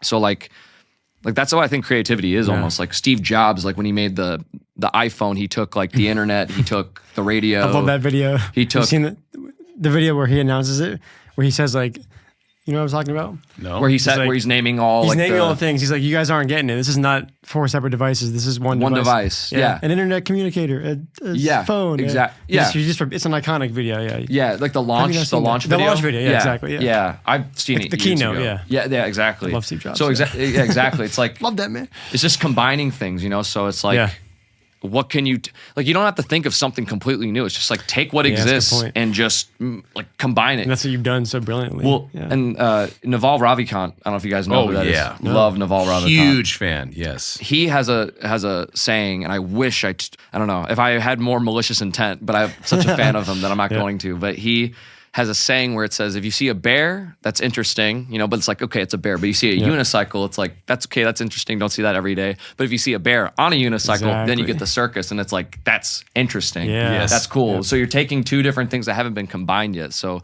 I think all in all, that's what creativity is. So you can apply that to even like music, you know what I mean? That's what the guys who combine or like find the new sound, it's just like, they're just kind of just putting shit together for the most part. You can argue that for, you know, it could be a different story, but I think with just for content creation, I think in a market that's already so oversaturated, and now we're dealing with AI and everything, where now we can just generate something just by typing into it. It's like, what can we do that's just, you know, that's just us, but it gets the point across, you know what I mean? That's like undeniable. You know what I mean? That's what my brother says all the time. What can we do to be undeniable? So that's good, yeah. Yeah, but it's a skill in of itself. So I feel bad for musicians or like artists who are like, fuck, I have to like, you know, figure out a hook for this video. It's like, I know, I get it. It's like, you know, but just have a, you know, don't think like those artists that go like, POV, you just made Song of the Summer. I'm like, oh, bro, come on. Yeah, do something you know? different. Yeah, it's just like, bro, there's just cooler things to do. Did I just write the song? No. No, you didn't. You didn't. You didn't. You didn't, you know. But you know, all power to them. I know it's a tough business, you know. So I get it. You know, I have nothing but empathy about it. So yeah, man. How do you get the perfect Nashville kick drum tone? It starts with a Lowboy Leather Daddy bass drum beater. This leather-faced beater occupies the sonic space between felt and wood beaters. It's punchy enough to cut through the mix on those 4-on-the-floor barn burners with the warmth you need for slow ballads. Okay, but who plays a Leather Daddy? Garrett Goodwin from Carrie Underwood's band uses one. Lee Brice drummer Donnie Marple plays a pair. Walk down Broadway any night of the week and you're going to hear one. In Nashville, you can test drive a Lowboy beater at Drumbox and grab one at Forks, Drum Supply, or Nelson's. Check out lowboybeaters.com to learn more.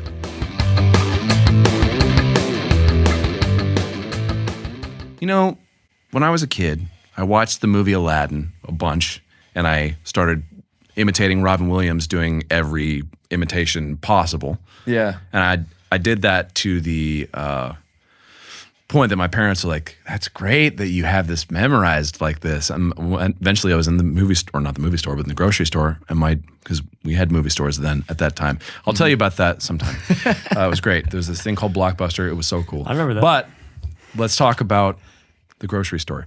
My dad goes, hey, that's cool. But the thing that's creativity is if you take a couple of those things and you kind of squish them and mold them around into your own little thing. And I think it took me a long time to realize that was true, and not just saying some funny stuff, but that's true for music as well. Yeah. And to me, that's exactly what you're saying. You're like, that's what being creative is. You're not going to create something out of nothing. You're going to take what exists and put it in some way, in some format that you haven't seen before, some combination you haven't seen. Yeah. And I feel like that's more creative than how do I say this? I don't think people give themselves enough credit for being creative when they do a thing like that.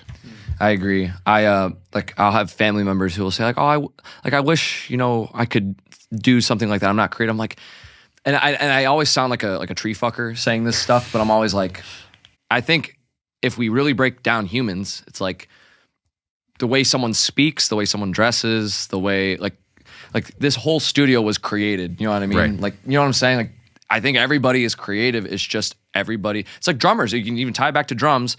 If everyone plays the same 4-on-the-floor groove, it's the same groove, but everybody just has a slight different feel or some sort of touch to the instrument. So it's the same. You can apply that to, I think, probably everything, but it's just like with creativity, I agree. It's like the way someone talks. To me, that's a creative act in a way, not to really make it like, whoa, I just smoked 3 reefers, but You know, that's yeah. that was hilarious. The way he said that. Some Cheech and Chong shit. Yeah. Yeah.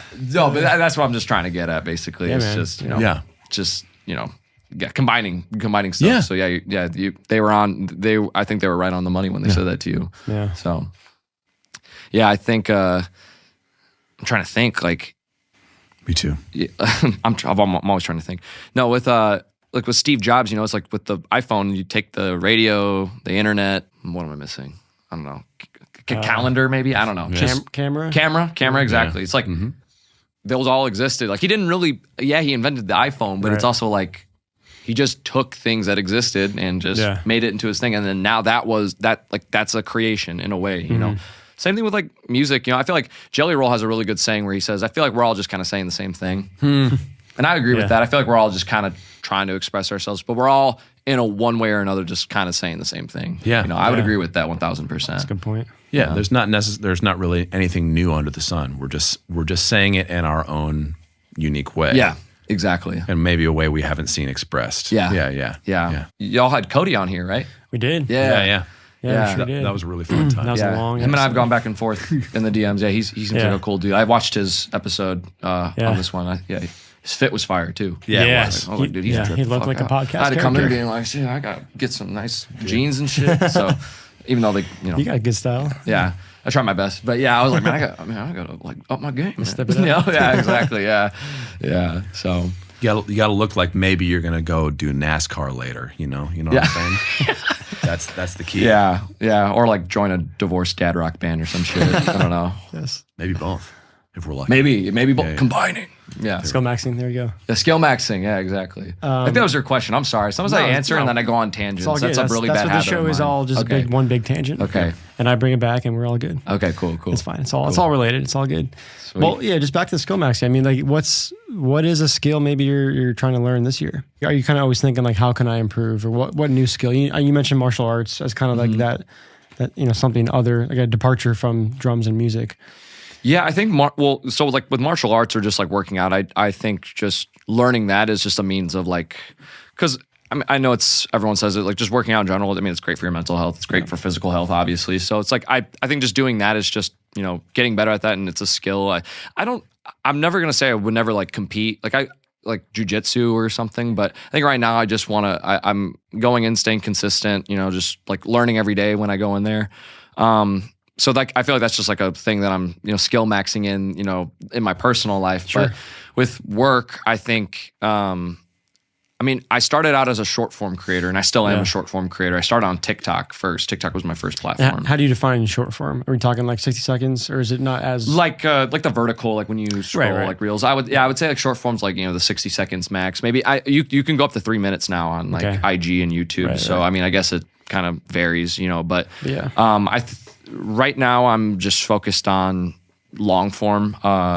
So with the Great Lock-In series and all that stuff, I think I was trying to really figure out like what I wanted to do with long form, because I was like, how do I kind of translate like the elements of my shorts into the elements of my long forms, where it's like people have to click on it and like sit through it. You know what I mean? Rather than like scroll, scroll. right? Right. And it's still got to be you. And So like I like when I first moved out here, we were kind of experimenting with that, and like I wish I could say like I knew the answer, but it took me a while to kind of be like, man, like nothing just speaks to me, man. Like I just don't know how to like. I want to do this because I feel like that's like a great next step. But I was like, what can I do? And then after some time and just like watching some creators, like because I was watching a lot of like short form stuff. So I think I just need to kind of like almost strip away everything and just almost like relearn, but just watch like long form videos. So of course I was like entertaining myself, but at the same time I was like, oh, I like this creative choice they did. I like this. Okay. So people like when there's a storyline. People like when there's an outcome or an emotion involved in this, you know, like it's like watching a movie, because I love movies, you know, so it's like when you watch something, you want to, at least with me, I think good art makes you feel something, right? So definitely, one way or another. So I think you can apply the same with YouTube videos. I mean, I know it's kind of like, it could be looked at as like a kind of a silly answer, but I think if you're a great creator and you know how to, make people feel some type of way, it's like, that's an opportunity right there. So yeah, one way or another, I just got inspired to do the Great Lock-In, and I was like, it's still music centered, but it's also like kind of showcasing my personality, like not as scripted as like the short form is.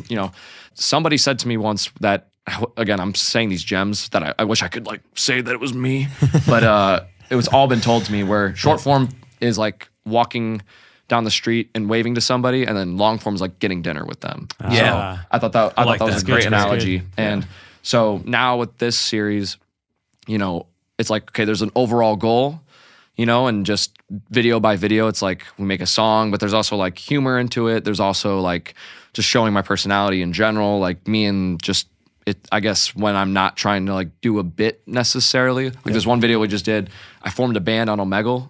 Y'all know Omegle? It's not Omegle anymore. It's Omi TV or whatever, like sites like that. And I went on there and I just formed a band with like people on their side, like the one-man band. We're just a stick hat on. And, I found like people who could play instruments. And then I had them like send me like their files. And then we made one big song together, So that's fucking sick. Yeah. And like the first video I went to Broadway, and then I met this kid who was from Texas.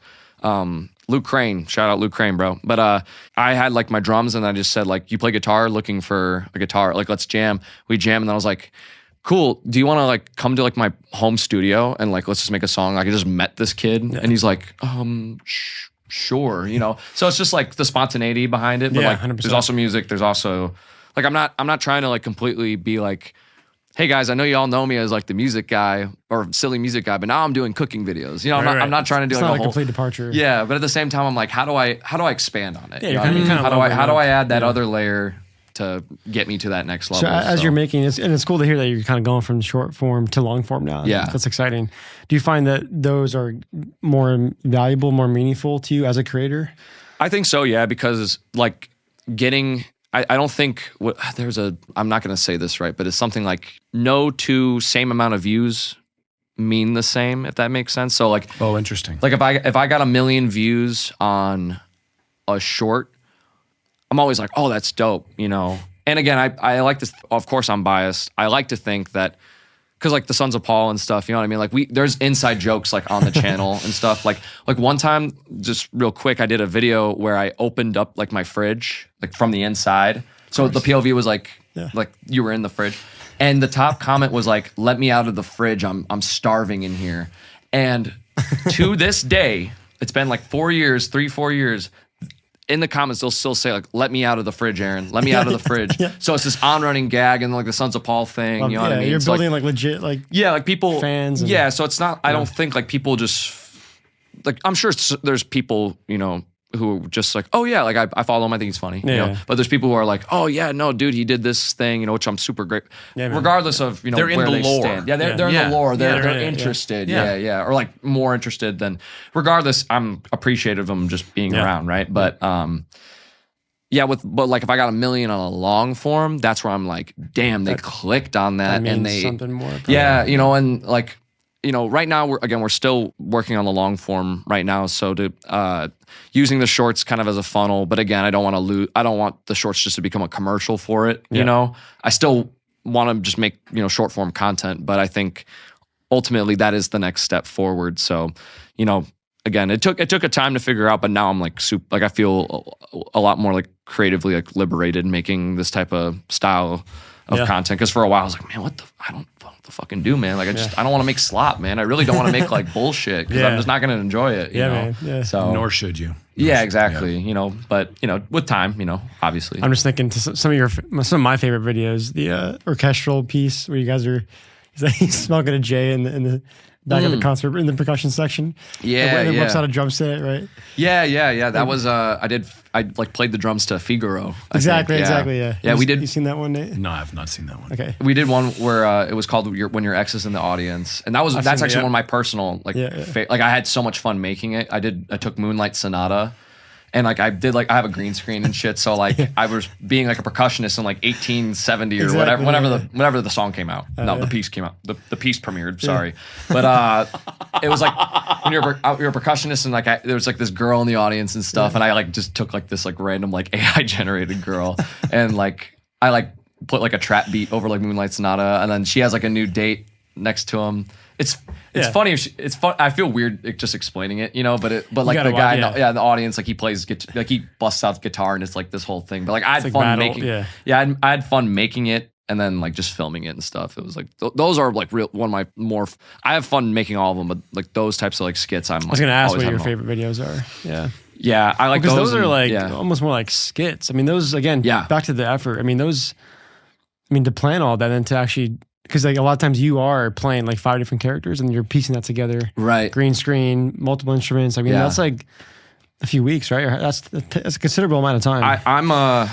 I'm not the most organized person, so I do have a system. I've created a system now where I can kind of. I was like, man, I'm too like all over the place sometimes. Yeah. So I do have a system on depending on how long something will take. But yeah, those. They do take a lot of work, but I always like the final product. I'm like, oh yeah, like this feels good. Like I always feel like accomplished, like making those. Like we have another like genre that the fans call they call mini movies, where it's like we put like an 80s like filter on it, and we actually do one that's every year called When You Order Pizza on New Year's Eve. Okay. And it's like this long lore. It's this long lore. We're on part 4. We did part 4 last December 31st. We posted every December 31st, and it's like our grand finale of the year. And we just go all out. But like, there's music involved. There's like this crazy because I love movies. I've always grown up like I would love to like make a film or something along those lines. Like operate somewhere and even in that realm. Yeah. Because I love funny movies, but like I love like The Matrix. My favorite movie is probably like The Dark Knight. Like I'm not a film bro, but. Yeah, like I've always been a big fan of movies. So like just combining like those passions into like one thing and just kind of try to make it my own at least. And, like regular show humor. Did you guys watch Regular Show? Yeah. Okay, hell yeah. Yeah. Not yet. Yeah, you can see yourself out. Yeah. Fine. You like Smiling Friends? I've heard about it. I have not seen it, but I've heard it's phenomenal. Everyone I've heard, or my friends who have seen it, tell me that it's great. Yeah, give it a. I'll have to give it a shot. Give it a shot. Okay, yeah, you'll enjoy it. I'll have to turn it on. I'll have to turn it on for sure. Yeah. Just sort of a summary of like the payoff for some of this content that you're making. Like to you, what is a successful, or how would you define success in this career path? That's a great question. I've thought about it. I think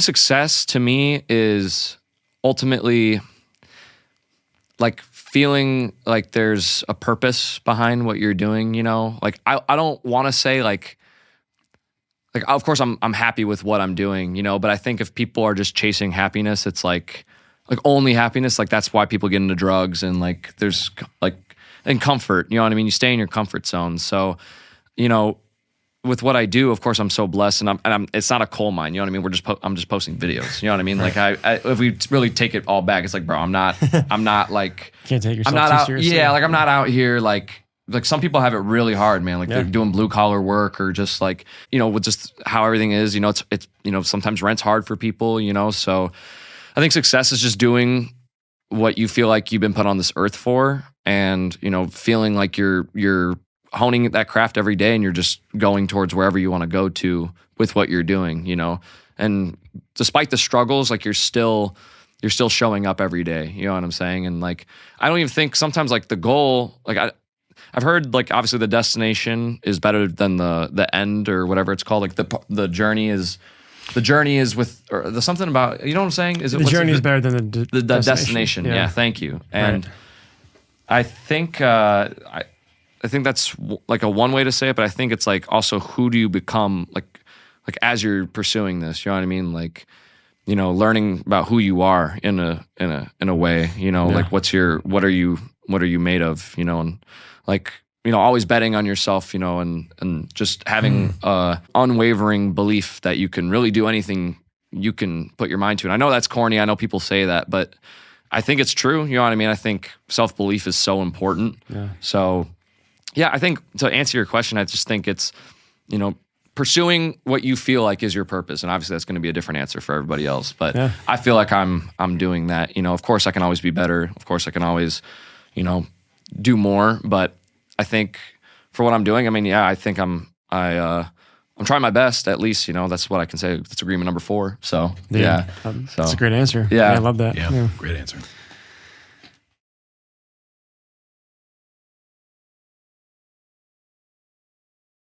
Well, why did you guys come to Nashville? I wanted to ask you all that. Ooh, that's a good question.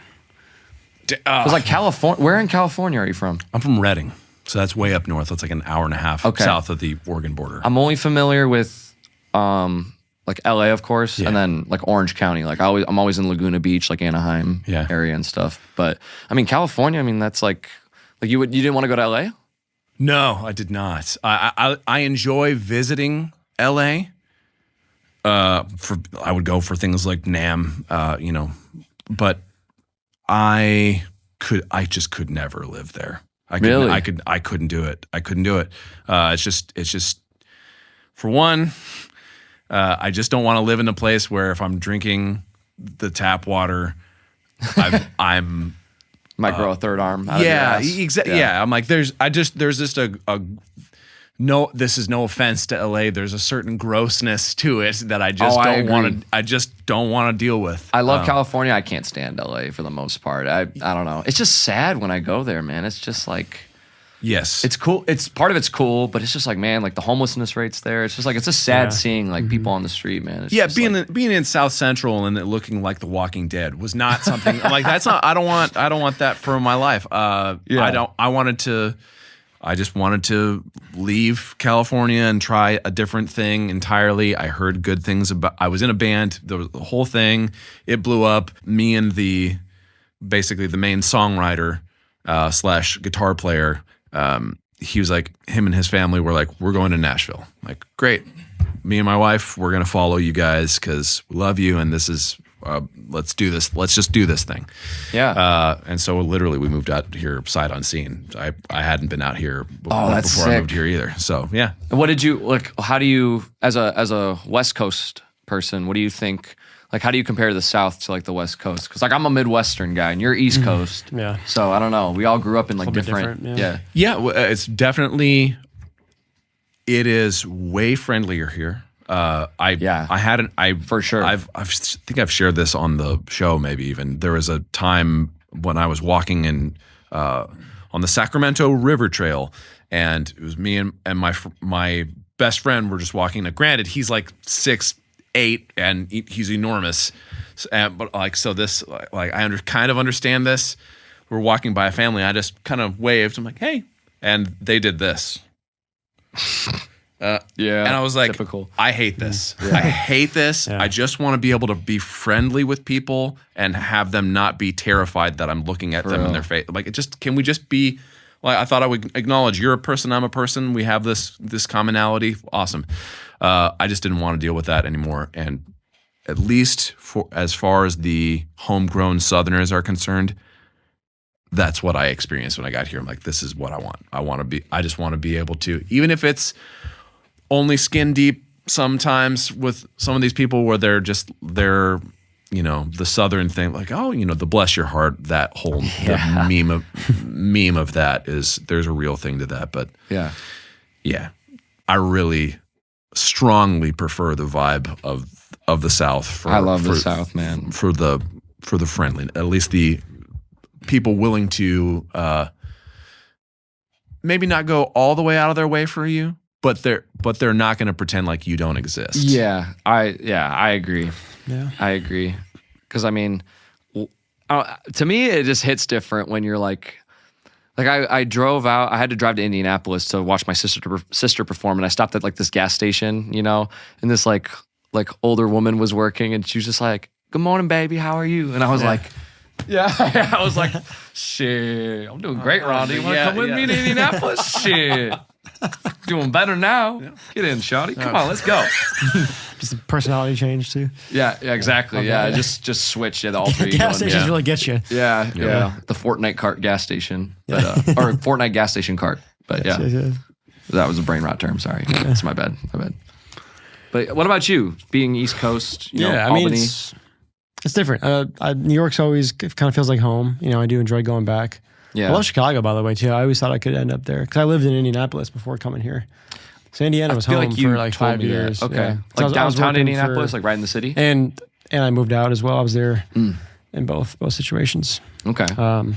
Yeah, because you've been to PASIC before, right? Yeah, have you been to PASIC? I have work never. For, I've always wanted to. I was an intern with PAS, Percussive Art Society. Yeah. And then I worked there full time for like 4 years or so. Mm-hmm.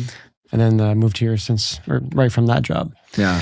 So I think you guys would enjoy like for the podcast or something like PASIC. Yeah, I mean maybe I don't know. I mean talked about it. I mean it's pretty like it's I don't know how to describe it. Like it's because like you know how the Nashville drum show or the Music City drum show is like kind of it's a lot smaller and it's very like drum set oriented. Yeah. You know, PASIC is like niche down, still drum sets, but it's like there's people being that's the minority. being like this marimba is like it's just all Rosewood from percussion 1968, dude, and like very like percussion nerds. Which I'm one way of them. nerdy about it. Yeah, But like, yeah. and then like for our concert, it's like a marimba quartet or like a percussion quartet. Yeah, and the best like they're the playing, new. They have like a focus day. It used to be called New Music Research. They have all these committees and they present throughout the weekend. So they have like a new music like avant-garde concerts where it's like a triangle beat around like a wooden thing, bowed vibraphone like on a marimba triangle. I'm gonna go. Take me, Dan. No, well, so those are fun, but I mean, look, so my teacher Choppy has his own mallet company, Massimo Mallets. Yeah, Massimo Mallets. Yep. And cool. he has his booth set up. So every year, me and my buddies from my hometown, because we played in like like an orchestral symphony around the Chicagoland area. So like I was doing that in like high school and stuff, and he makes like specifically like mallets. He makes like snare drum sticks and stuff. I think he has drumsticks as well. Oh, does he? I thought it was just mallets. No, he does. Yeah, he okay. has like snare drum sticks, but his specialty is like mallets. You know, for percussionists. And so he sets up a booth. He's been going there for like over 20 years. Y'all have seen Breaking Bad? Yes. Yep. He's like this tall, but he looks like Heisenberg. I swear met to him God. at the drum show this You year. met? Remember? That's right. You Yeah. So introduced you us, met Choppy. Yeah, exactly. Choppy. Yeah. He's like my drum Yoda. But yeah. What was I saying? Oh, so when my buddies and I go, and I feel bad saying this, but like we go. And of course, like, we help him with whatever, but during the day, he's like, y'all do whatever, like just go explore. We go. And the first few years we were going to clinics, we were, like checking out the performances and stuff. But I think now it's just a means for us to like, just kind of hang out and party, a little bit. So the next day we're waking up at like 11 and we're not on the floor until like 1. And we're kind of like, Paul Bufano's playing at, 4 o'clock, and we're like, Paul Bufano is, like I don't know who that is. I'm sure he's great, It's just like we just haven't gone to. I think you should leave name, by the way. Oh, I didn't think about that. Yeah, Okay, it's like, why do I know that name? Yeah, it's now I that's from a sketch. I'm not naming anyone real, Okay. but Didn't think you were. So now, like, we still have fun. We like check out the expo hall and hang out, but I think more of it's like a reunion for all of us. Because at night we all hang out. We get dinner. We treat our teacher, because he taught all of us, so we always treat him to a nice steak dinner at St. Elmo's. Beautiful about PASIC, yeah, of course, yeah. It's just it's like the Music City drum show, but like times 10 of like not only the brands, but like all drummers across the country, really. Yeah. Across all drum set, contemporary, classical, orchestral. And it's a big it's a lot of fun. It's a big homecoming, yeah. I think you guys, I think even as attendees you enjoy, but I think like if you had the podcast set up, even the way you guys have it at the Music City drum show, like I'm sure it'd be interesting. I mean, it's worth a discussion. I get that, because it's like it makes more sense to have it at music, in Nashville when you're doing the drum show, right? Yeah. So I totally get that. It's just not quite our audience, honestly. I mean, like our audience is there for sure, and if there was one derivative, it would be PASIC. That's closest to that. But like, in terms of like the working national drummer, if we're gonna say that's like in general our audience, I don't know. PASIC is again that's kind of the minority there. Like you're gonna have the drum set clinics and stuff. Those audiences will be there. Yeah, but that's not really what PASIC started. No, PASIC's very like it's niche. It's the Percussive Art Society International Convention. I mean, like the name alone is not like. Yeah. It doesn't even sound like a, like for like, it's like, the Music City drum show. People are like, oh, okay, drum show. I'm like, cool. I know what that is. Yeah, like drums. Okay. Yeah. And it's like, oh, I'm going to PASIC. And then some guys like, no, it's PASIC. You're like, oh, fuck. PASIC. Yeah, exactly. Yeah. No, I can tell you as an employee, it's PASIC. That's how you say it. There's no PASIC. Okay, cool. I was going to say, like, have I been saying it wrong? You're just wrong. I don't know why that was a thing. Like, I've been told it's PASIC. I've been going for 6 years, so I'm like, PAS is PASS. There's only one S. Yeah, exactly. I was going to say, dumb. PASIC, bro. Stop. Yeah, exactly. Anyway. Oh, and just need for the IQ record, max. it's Tama. It's pronounced Tama. We should have a Who segment says where we just Tama? pronounce all the correct brands. Oh no! Speaking of NAM, I had a guy correct me at NAM. What? Where I was like, oh, I'm heading over to the Tama booth. He goes, it's pronounced Tama. Oh, and I was no. like, hey, bud, they're Japanese. They don't have an ass sound. Why are you correcting me? Like, I don't go around correcting you when you're saying it like a dipshit. Right. But now I am. Oh man, that's awesome. Anyway. You're so passionate about it. That's awesome. Yeah, Nick gets passionate. He gets No, more, I get he it. gets You're more You're depth gonna on correct things. me. No. Correct I me would- correctly. No, I would. Yeah, exactly. I like that. I like that phrase. Correct me correctly, motherfucker. Please. No, I agree, man. No, because like if someone said it's Tam, I'd be like, bro, are you fucking dense? Are you slow motion, my guy? Like, fucking Tama, slow bro. motion, my Like, guy?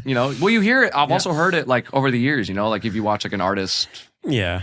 video, I don't know, like, People are hi, just I'm silly. so and so with Tama drums. Like, have you heard that? So who the fuck says Tama? Like, I don't know. And feel free to say it like that. But no, you're wrong. But just don't- know that you're wrong. Yeah. Exactly. Yeah, you can say it. Just don't incorrectly correct someone else. but hang on. Reese's Pieces. Here's my question though. Yeah. I still don't know. I'm never confident. Is it Peisty or is it paste? Peisty. Peisty. It is Peisty. I always thought it was Peisty, but every time I say it to somebody, like there's a back of my like a voice in my head. I'm like, you fucking dipshit. No, you just no, you gotta get rid of that revealed. voice. You're good, You just you're good. revealed yourself. Oh, you're not a real drummer. Now they know. No, it's definitely Peisty. You've been right all along. Okay, I Okay, just want to make well, sure. this is a perfect segue because we haven't really talked drummy stuff, which is fine. A lot of times these podcasts kind of go in different directions. Yeah.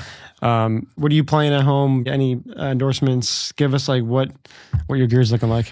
So what I rock right now, I've had this PDP 7-piece kit, which is, obviously that's a big kit. I'm a very minimalist player, so like even when I just have my normal drum set up, like not one man band, just as what it is, just like a rack tom, floor tom, snare, ride, 2 crashes. I have a stack cymbal too, so my cymbals are the Meinl Byzance series, and I fucking love, yeah. Is it Byzance or Byzance? See, don't make me overthink now, bro. I don't know. Is it Byzance? No, Is it's fine. Byzance? Man, I was gonna say I'm gonna have an anxiety attack on this Meinl. podcast.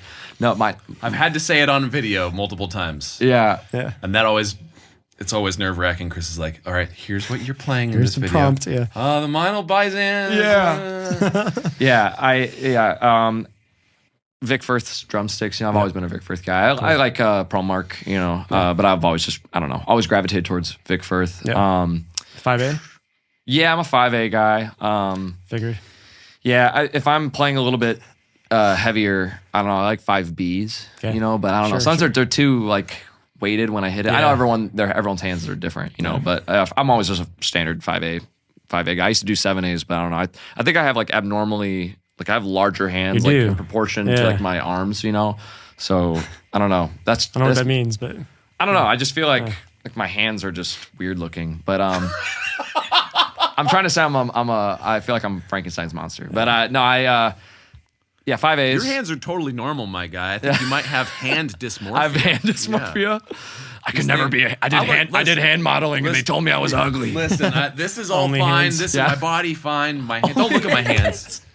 I feel like that's a character. The guy who just Yeah. is embarrassed of his hands. Yeah, the who has drummer normal who hands. walks in and he like plays an orthodox way. He plays with his elbows, and he's like super insecure about his hands, and he has like normal. is that where the hands. gloves came into play for people? Oh yeah, that might be. That might be. That's a. I don't like funny-ass drummers idea. that wear gloves. I take that back. I don't like that you have to wear gloves. I obviously I don't mind. love like, Carter Beauford. I but think. Oh, I don't. I'm kind of with you on that. Like, I don't know. it Depends. Like, feels it's like I think. take the training wheels off. Like, Yeah, I don't know. Like I knew this kid that I used to go to school with, and he was a solid drummer, but he always wore like drumming gloves, like in jazz band rehearsals. Yeah. I'm like, my guy. That's crazy. Yeah. My guy. You have a wrist headband too, like Yeah, like I don't know. He always just like before he'd be like, yeah. I'm like, hey man, it's time. You switch off. Hey, this is they're gonna play this song. Hop on the kit. Be like, yeah, I got you, bro.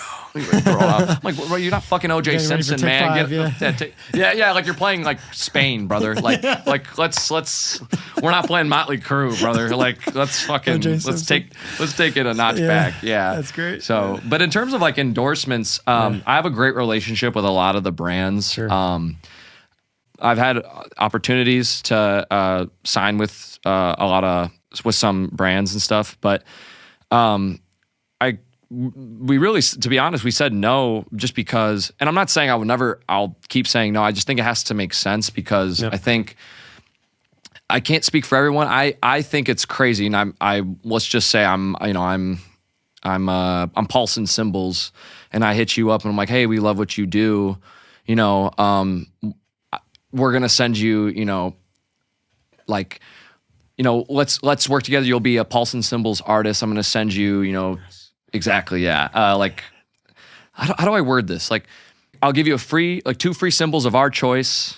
You know, you can't choose which ones you want. Yeah. And you'll get an 80% discount on all of our stuff. Like, that's such a cool deal for sure. You know, and I get why that makes sense for most people, but I think that way of working with specifically creators, I think I don't know how like full-time like touring, gigging drummers do it. I guess I know the money comes from you know, touring and stuff and you know, the means of performing, but I think that it might be a hot take. I think that kind of system is a little bit dated. I think it's a little like bro, take care of your artists, man. Like these people, I feel like sometimes, I'm not speaking for everybody, the people that I'm with are not like this, but I know based on my experience, I just think they don't really take care of their people, or they're not. I feel like the people who are assigned are doing more work for them than they are for the artist. Yeah, that could be different depending. You know, again, with me, I'm not saying the people I'm with are like that, but I just think it's like being signed. I'm like, dude, I just think and then you have to like tag them and everything, and like. Can't use competitor stuff, which I get it. You're a business, you know what I mean? You don't want people you're showing other brands in it, you know, especially if they're going to represent you. But I don't know. Part of me is like, well, shouldn't you offer a little bit more than that, you know, other than like just the namesake, the legacy brands? And people are like, oh, well, so-and-so's drummer played with that. And like me, look, I look up to a lot of famous drummers, you know. I know if someone said, you know, like, no, Neil Peart played with blah, blah, blah, you know, I'm like, oh shit, that's cool, you know. But also at the same time, I'm kind of like, well, okay, and you know, I don't know. Maybe that's just me. You know, I mean, that sounds a little shitty, but it makes sense. Yeah, you as a creator to feel that way because, like, well, I am my own drummer. I'm my own, you know, personality. Like that shouldn't affect. Well, I think it's a totally fair perspective. I think I've always felt like I've been an outsider too, kind of in the drumming world per se, because I don't just do like drumming content, you know. Yeah, and I don't really, and it's my fault really, but I don't. Like I've been playing since I was 7. I've been gigging since like for over 10 years. I practice every day. You know, I used to transcribe like, you know, Max Roach solos and Art Blakey, you know, like I've done the work. I still do the work, you know, work's never finished, but like I am a drummer, you know, I've been a musician. I've done touring before. Yeah. So it's like, I think, but because I don't showcase like just like, hey, here's a gig cam of me on stage. Right.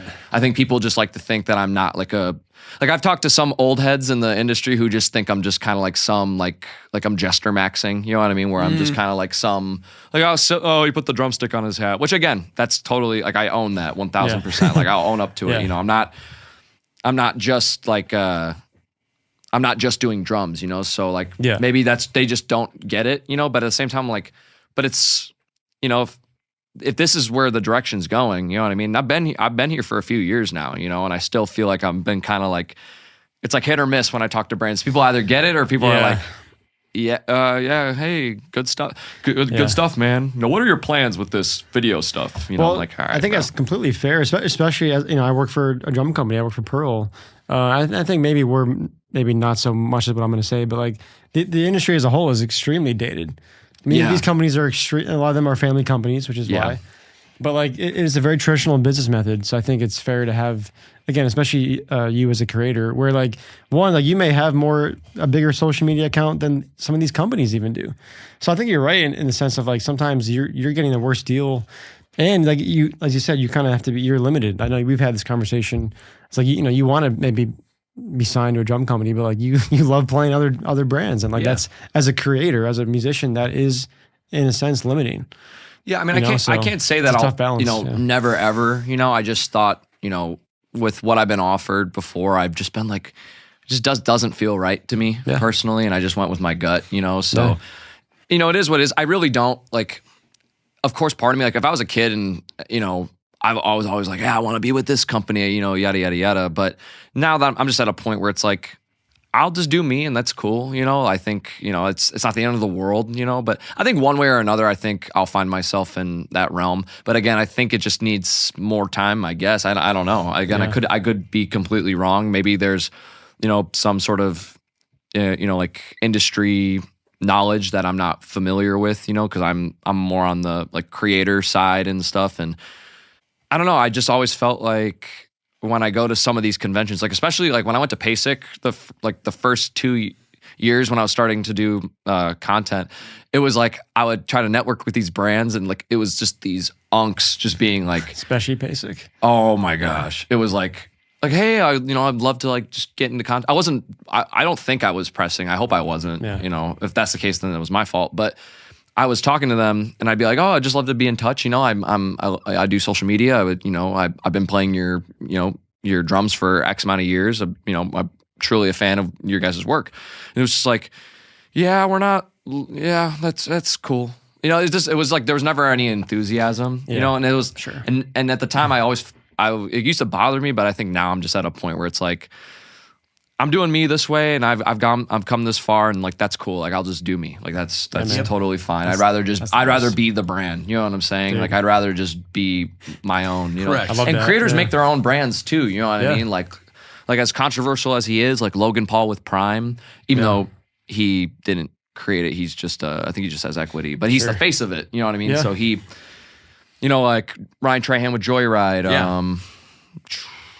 Like Emma Chamberlain coffee, like there's a market for that, Yeah, you know. 100%, So maybe down the line, you know, it's like maybe somebody needs to come in and you know shake things up. You Dude, know? let us know when Paulsen Symbols drops if you're looking for any endorsements. Yeah. I'll send in my application. Yeah, no, I've definitely thought about that where I was like man, there's because this, and I love most of the drum companies, you know what I mean? But they've been around for like hundreds of years, which is amazing. But at the same time, I'm like, man, there's been no room for like something new or something, you know what I'm saying? Like I don't know. Like maybe I'm wrong, mate, because I'm a gear guy, but I'm not so like, yeah, my cymbals are titanium alloy and no. You know what I mean? Sure, like sure. you know, I do care to an extent, but I'm not like so like this was hammered, you know, 17 times to get this sound, you know. Yeah. But yeah, maybe down the line, you know, I've thought about that for sure. Yeah. You know, I just think, you know, it's a little bit dated, but it is what it is at the same time. I get it. It's a business at the end of the day. I hold no like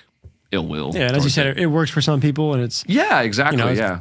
Well, I think that there's definitely a pretty large constituency of people who will, when they're offered something by a company, they'll do it not only because they want some cheaper gear or free gear or whatever, but also because they want to be maybe have their profile raised to be like, okay, this company is like vouching for me. But in the situation that you've built for yourself is you don't have to have a company vouch for you.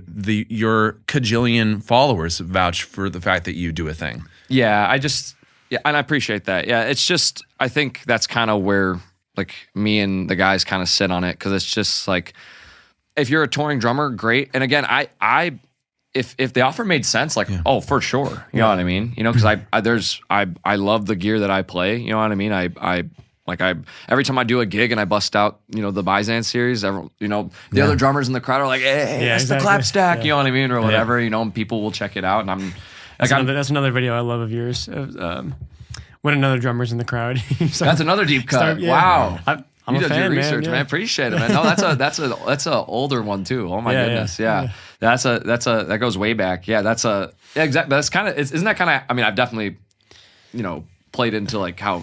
Yeah, you play into I was super exaggerated, but like when another drummer is in the reality crowd, is you know what I exactly. mean? Yeah, you play differently. You're watching him. Nervous. Yeah. Y'all ever seen the meme of the football player like in the stands? And you're like, and he's like watching the football game like this. That's This how is it feels, how it feels to be a musician watching at a show. 100%. This. Yeah. No, but I mean the football player's like. Yeah. This, but yeah. I mean, that's the Nashville crowd too. Like if you're on the east side and you go to that's why like it's the hard to Cobra get and you your see friends everyone to come to like, shows. Oh yeah, just judging you. Yeah. Or it's like, oh well, why am I not on? That's You guys with your arms crossed, you're so cool. Yeah. Keep doing that. Yeah. Everyone loves it. I played at Losers in last May, and we did a set, and it was like like 8 bands. It was like one of those like writers showcase. So the artist that I was with, I was playing drums, and we played like 4 songs, and I was doing like really like it was like the music is very like you just need to keep time. Like you just gotta like serve the song, not yourself. This is like pinnacle example of that where it's just even a little bit of like a 16th note fill is too much. Like it's very like you gotta just dial it back. You gotta let it. The artist needs to shine, But the last song we did was a little bit more of a groove. So I had like a 16th note like on the hi-hat, kind of like more of a funky rock groove.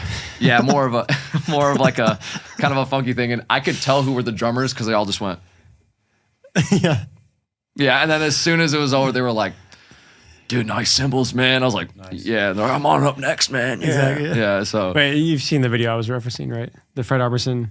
Yeah, of course. Okay, of course. Like, I don't remember it beat for beat, but when you did like the accent thing. Yeah. Because is that when he's wearing like the ponytail or like the soul patch or something? I forget. It's been so long. Hopefully you've got the 20 toms. Yeah, flam the rest, 20 toms. Yeah. He's like, and it goes something like this. Like he's just playing bullshit on the. Yeah, that's hilarious. I feel like you, if all people, should like that content. Yeah, no, that's hilarious. Yeah, I like Fred Armisen a lot. He's hilarious. Yeah, I mean, again, combining drums and comedy. There you go. Yeah, he's great at that too. He did stand up for drummers. Have you ever seen that? I have. That special on Netflix. Yeah, so many people have told me to watch. I do need to watch it. It's hilarious, but it's so niche down, and it's for like a specific audience. So when he was marketing it, he was on like Conan or like Jimmy Fallon or whatever one of the late night talk shows, and let's just say Conan was like.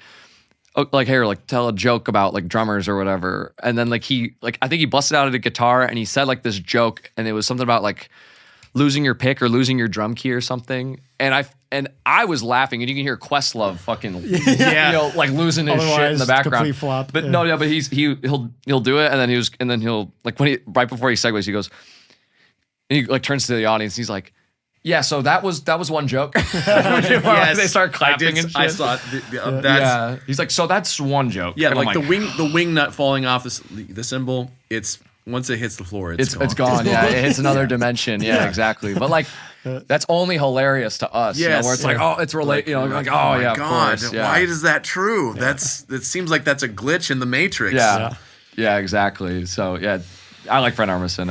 It's been such a long time since I've seen that. But I know. Yeah. No. That video is hilarious too when he's like in the ponytail. I have to watch that back. We watched it at PASIC, and I remember we were all fucking losing our minds to it. Yeah, what's it?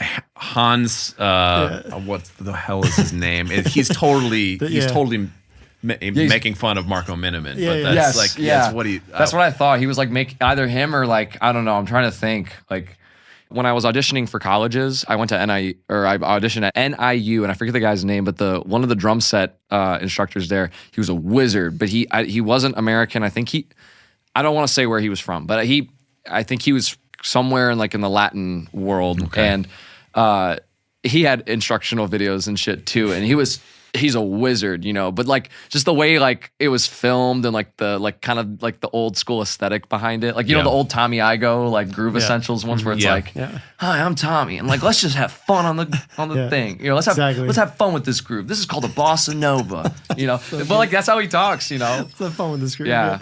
I studied Tommy and it's weird because Tommy I didn't he's never been my teacher. I'd love to. Tommy, if you're watching this, man, hit me up. Well, Tommy and I got back and forth a few times, but I studied religiously out of his Groove Essentials books. So yeah, awesome. Yeah. But a lot of you're biting your tongue. Yep. But yeah, I studied underneath. Those were like my Bible back in like high school and shit. You've heard of Drum Supply, but you gotta see their shop. It's a drum shop experience like no other. They're packed with all the gear a working drummer needs, and so many parts, noise toys, and accessories. It's a toy store. Curated cymbals, kits, and snares. The hands-on percussion room is nuts, and their custom shop work is fast and affordable. Andy and the guys know their stuff, and they're ready to help. And the big news? They've just moved to an awesome new location near the corner of East Trinity Lane and Dickerson Pike. Still in East Nashville, just a couple miles from their old spot, the all-new Drum Supply is twice as big, featuring a dedicated cymbal room, a lesson space, and even more drum gear than ever. Go see the new Drum Supply shop for yourself. Now open 11 to 5 at 2211 Dickerson Pike and online at drumsupply.com.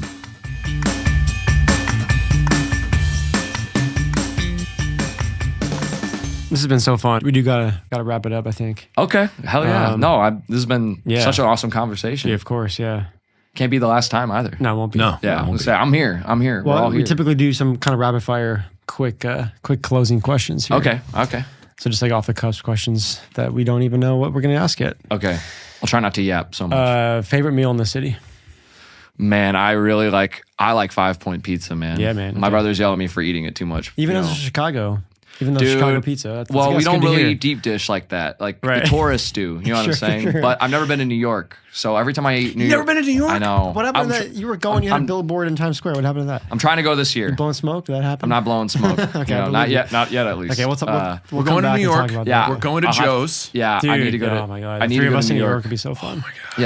At some point this year, I'm gonna make it. It's been up to me. It's just I just keep Yeah, yeah. pushing it back, and Yeah, I'm no, you just, love you it. know, You love it. I need to make it happen though. But yeah, the food, 5 Point to as my Point's final What's your favorite answer. pie there? That's not part of my question.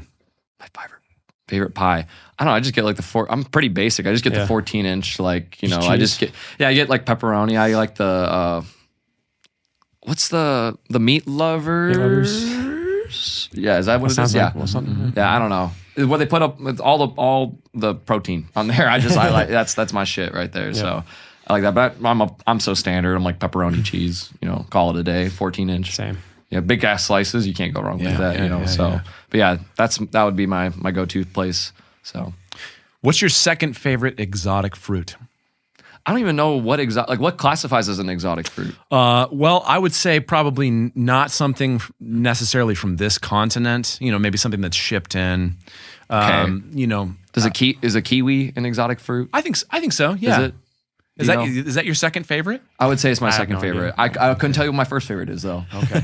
But you know that there's something better out there. I just know. I know. I've had it and I just go shit. This is pretty good. That looks really good. When you eat kiwis, do you eat the whole thing? Do you eat the skin? Give me that. Yeah, I just eat it like an apple. Oh, I should have ordered that. That looks. Yeah. Give me that. Yeah, I'm joking. Say you're gonna kill the president. No, I'm not gonna say that. Oh shit! Hang on, say it again. It wasn't recorded. All right. Oh, it can't go into the quotes. I won't shut up. My last question for the podcast here is advice that you would give to a younger creative looking to that looks up to you and maybe is trying to get into a career path such as yourself, whether it's creating video content or kind of blending music as well. But yeah, I would just say, obviously, the classics, stay authentic, stay consistent. Those, as cliche as they are, they're true. But I think finding out ways on how to stand out, and that's obviously going to come naturally. It's easier said than done. But, I think most importantly, be you. Those are your creations. I know, if you're making silly videos or just videos in general, people can dumb it down and be like, oh, it's just an influencer or just content creator stuff. But I think at the end of the day, I think content can be art. If you're doing it a certain way, I think you can make people feel something. And I think if you just continue to, be open, keep learning. Obviously, I definitely don't have all the answers, but I think as you go, you will learn so much about yourself and about this world. And I think it can't hurt you in whatever career you're trying to, go from that, or maybe you want to do that full time. I don't know if that was a good answer. I just think that was just kind of off the top of my head. But yeah, content is art. it can be. It's I mean, great, obviously there's slop out there. You know what Yeah, I'm saying? yeah. But and it's different strokes for different folks. But Exactly. I'm double stroke. Sorry. All right. We would end as a joke. That's yeah, perfect. Yeah. Yeah. But that would be my answer. Just stay true. Stay true to yourself. And make good shit. Yeah, man. So Well, I love that you're staying true to yourself, and that's gotten to where you are now. And glad you're in Nashville, and stoked to keep hanging and Glad to be here. See Glad- what the next few years brings for you. yeah, glad to be here Stoked. with you guys. Yeah, I was gonna say because obviously we've known each other outside of this podcast before too. Yeah, So 100%. it's to finally be able to do this was awesome. So I was pretty pumped all day looking forward to this. Finally was glad to make it happen. Yeah, man. So Yeah, this was appreciate awesome. y'all having me. Thank you for being here. Thank you for having me. It's my pleasure. So subscribe.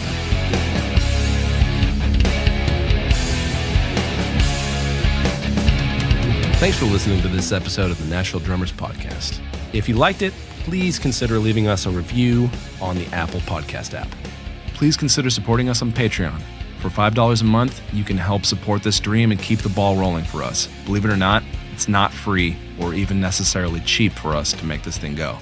To sign up, go to patreon.com/Nashville Drummers Podcast or click the link in our Instagram bio. All of your help is greatly appreciated. Visit our website, NashvilleDrummersPodcast.com, where you can listen to all past episodes, learn more about myself and Nate, and buy all your favorite Nashville Drummers Podcast merch, including t-shirts, tank tops, sweatshirts, hats, and drum heads. Connect with us on Instagram, TikTok, Facebook, and YouTube at Nashville Drummers Podcast.